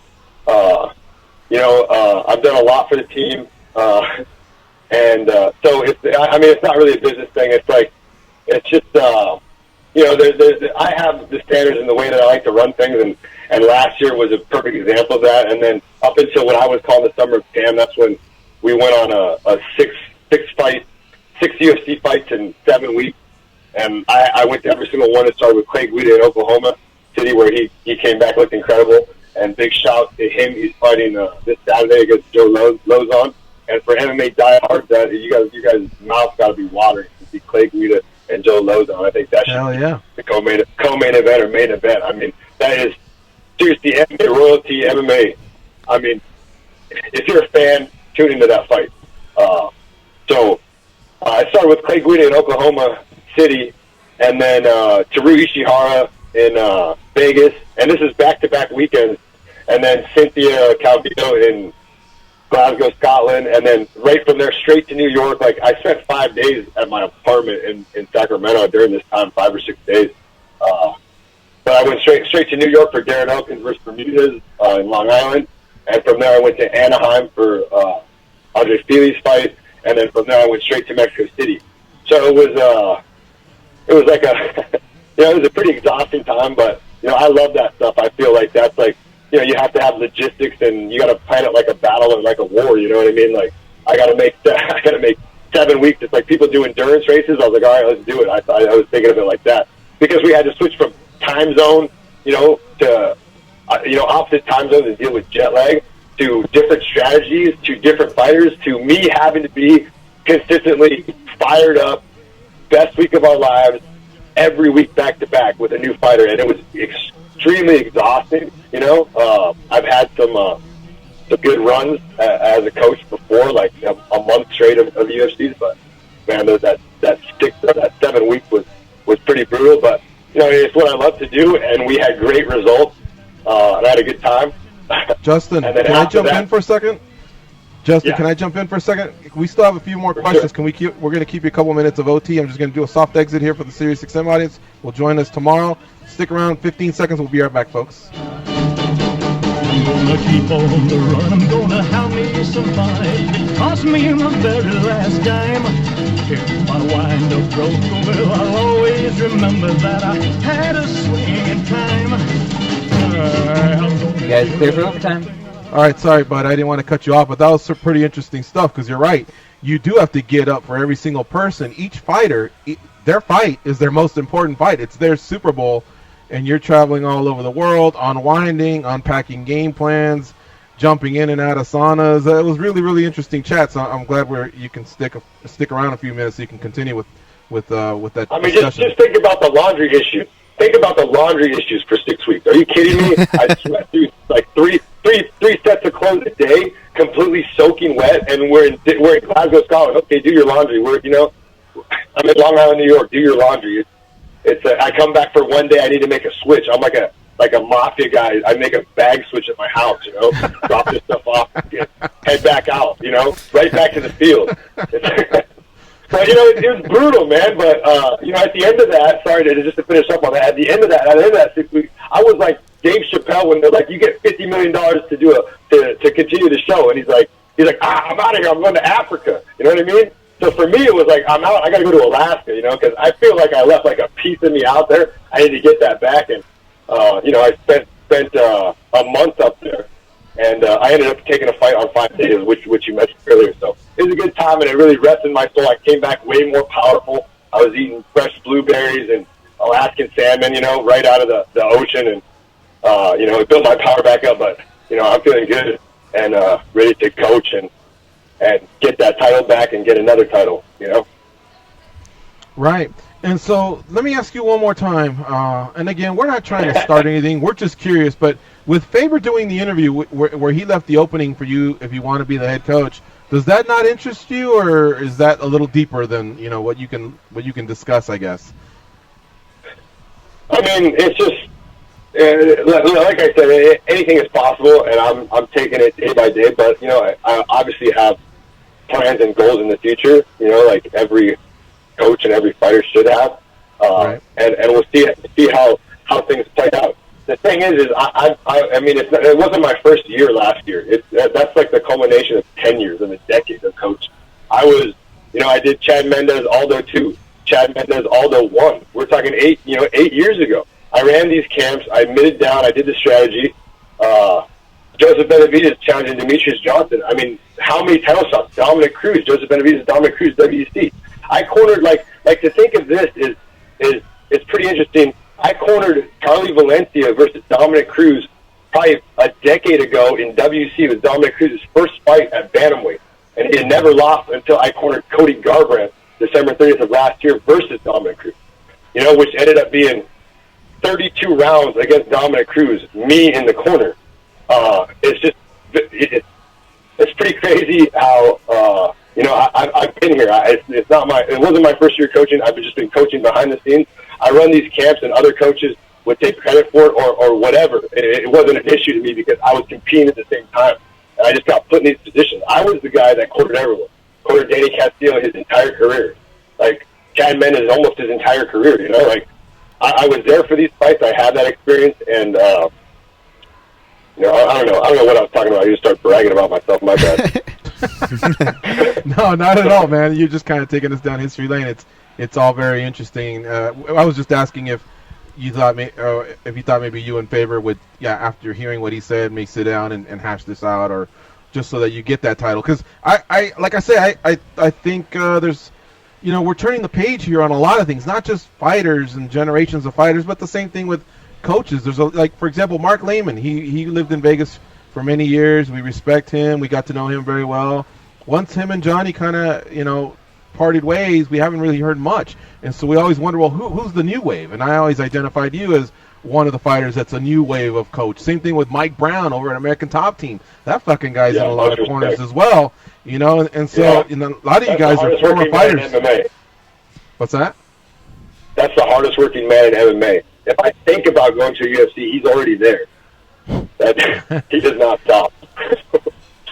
Yeah, so that's why I guess I was just curious about that, and see what would be next, because I think that as the game continues to evolve, having a solid head coach that runs structured practices, comes up with game plans, is just as obsessed as you are, is very valuable to these fighters that want to be world champions. Yeah, for sure. I mean, all real sports understand the value of coaching. Even combat sports understand the value of coaching. I feel like MMA fighters, they don't really understand the value of coaching. I don't know. It's strange. It's just like the I don't know how to explain that. I just feel like a lot of fighters can be very entitled because there's the 1% of combat athletes that fight 50, or can be part of big teams or whatever, that kind of thing. But yeah, it's very important to be super humble and attempt to thank your coach as much as you can, because he's the guy. He's just think about showing up and working on a business. I show up every single time you do. You know what I mean? It's like a partnership. So just respect all the coaches out there, and I've taken advice from, and I've learned so much from all the coaches that I have known for the last 10 years. To see these guys in action, Duke Rufus and Faraz Zahabi, and I got to meet Freddie Roach. Faraz introduced me to Freddie Roach, and that was just an amazing moment.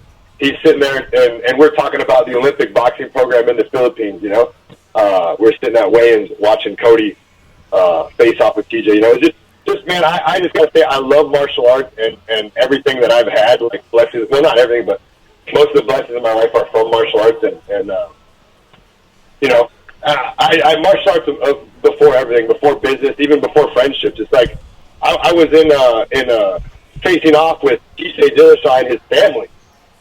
So his family, we were all very close. People, I don't know what it is. They forget how many years TJ was with Team Alpha Male, where we'd have barbecues where his family, his older brother, his younger brother, and his mom and his dad would be there, and I had to look them in the face after how long, you know what I mean, and they had never done anything to me, you know what I mean, and that includes TJ and Dwayne. They had never done, me a wrong, honestly. I can't think of one. And then have to go face that because trumping all those relationships to be someone's coach, it puts this whole game in perspective of what's important. And I don't know. Sorry, dude. I'm just rambling again. That's all right. Hey, you want to hear the rest of the story where we have time all night? Tune in to Stud Radio tonight at 7:30. We go live. And check it out. I'm gonna, I'll talk about the Dominic Cruz's the Dominic Cruz camp compared to the Dillashaw camp, and we can break some things out. All you young fighters out there, we can talk about focus and strategy and fight week, and what I think about Joanna and Bisping and GSP, and what I saw this fight week. Very interesting stuff. All right, we'll tell you what. Just one more question, just because we kind of went down that road, and yeah, we'll wait for the background stuff on the Stud Show Radio tonight. Follow them on Twitter at Stud Show Radio. Follow Justin on Twitter at Justin Buchholz, just like his name. All right, so at the end of the fight, what was your feelings like? I know obviously your guy lost and you were disappointed, but were you able to either shake hands with TJ or see him or say anything? And same goes for Dwayne. Was any of it put behind, or is there still going to just be forever friction between you and them, So- not necessarily Team so Alpha here- Male and them, but you and them. So here's another weird little tidbit. So the only time I didn't shake someone's hand in the octagon that like was of notable memory, maybe something happened where I didn't get to shake a Corman's hand, but it's something I make sure I do, was when Cruz beat TJ. You know what I mean? I always try to go up to the other fighter and just say, good work or whatever, because now whatever we talked about, all the talk is over, because that's part of the mental warfare of fighting. If you want to talk about business and friendships, like you do everything you can to win. If you have a running team that is working, you stick with that. You support your fighter in every way as the coach. You know what I mean? And then that relationship, the coaching fighter relationship, trumps a friendship relationship until the fight's over. So the last time I shake someone's hand was Dominic Cruz, and I felt bad about that. Someone even like roasted me on Twitter. They're like, "You're a piece of shit. You didn't even shake his hand." And I was like, damn it, you're right. My bad. I didn't even know anyone saw that. But then this time I didn't get a chance. I shook Dwayne's hand and went and shook all his cornerman's hands. And I walked past his dad, Hazardous Hal Dillashaw, and he was just, he was looking at me like, "What?" But I just, it was very hard to deal to see his family there, especially after there was another incident right before that. But no excuse. But I actually saw TJ afterwards, and he was there with his whole entourage and everyone. And I was chasing Cody down at the press conference, and I turned the corner, and there's 12 of them in TJ, and I shook his hand and said, congrats on that win. There you go. All right, buddy. And then someone was all like, "F you," Oh shit. Yeah, whatever. Say whatever you need to say. Yeah. Hey man, thanks for joining us here on the show. I can tell you definitely need to decompress a little bit. It was a lot going on this weekend, but good to see you take that other fight. I don't know if that means you sail off into the sunset or if you got more fights in you. And at the same time, great work with Team Alpha Male these last couple years. With you as head coach, I understand you've been there, helping out for many years. But when I saw that picture, I thought, oh wow, like that, they should really be proud, because you can tell you have a lot of young killers that are coming behind the Favors and the Mendezes and everybody else. So it seems like the future's bright there. For sure. All right, thanks for the time, Justin. Thank you, guys. All right, we'll see you. All right, folks, a little bit of overtime there, and I think I went over what we wanted to go on the overtime. Sorry, guys, I know you got to get to a workout, but thanks to Danny and Dan for sticking OT. Goes again, double thanks. I have to thank myself because that was fantastic, and not only did I book Justin, but I commanded a great show here, let's be honest. Folks, we'll be back tomorrow. John Anik will join us. He's one of our guests, as will Patricio Frady from the famed Pitbull Brothers over at Bellator. He'll join us as well. We might have one cool in-studio co-host, but I don't want to jinx it yet because I don't think that we've locked it in. Or have we, Ghost? I haven't heard back from him yet. All right, so for now, we are out of here, folks. See you tomorrow. Go out there and be champions. And by the way, check out Ric Flair 30 for 30 tonight, 7 p.m. East, on Pacific, 10 Eastern. I'm going to be checking it out live, tweeting. I think Goes is as well. I'm really looking forward to this one. This one should be a really, really good one. I think MMA fans, even if you have something against pro wrestling, you'll kind of dig the way this guy marketed himself. He's one of the all-time greats. All right, folks, we're out of here.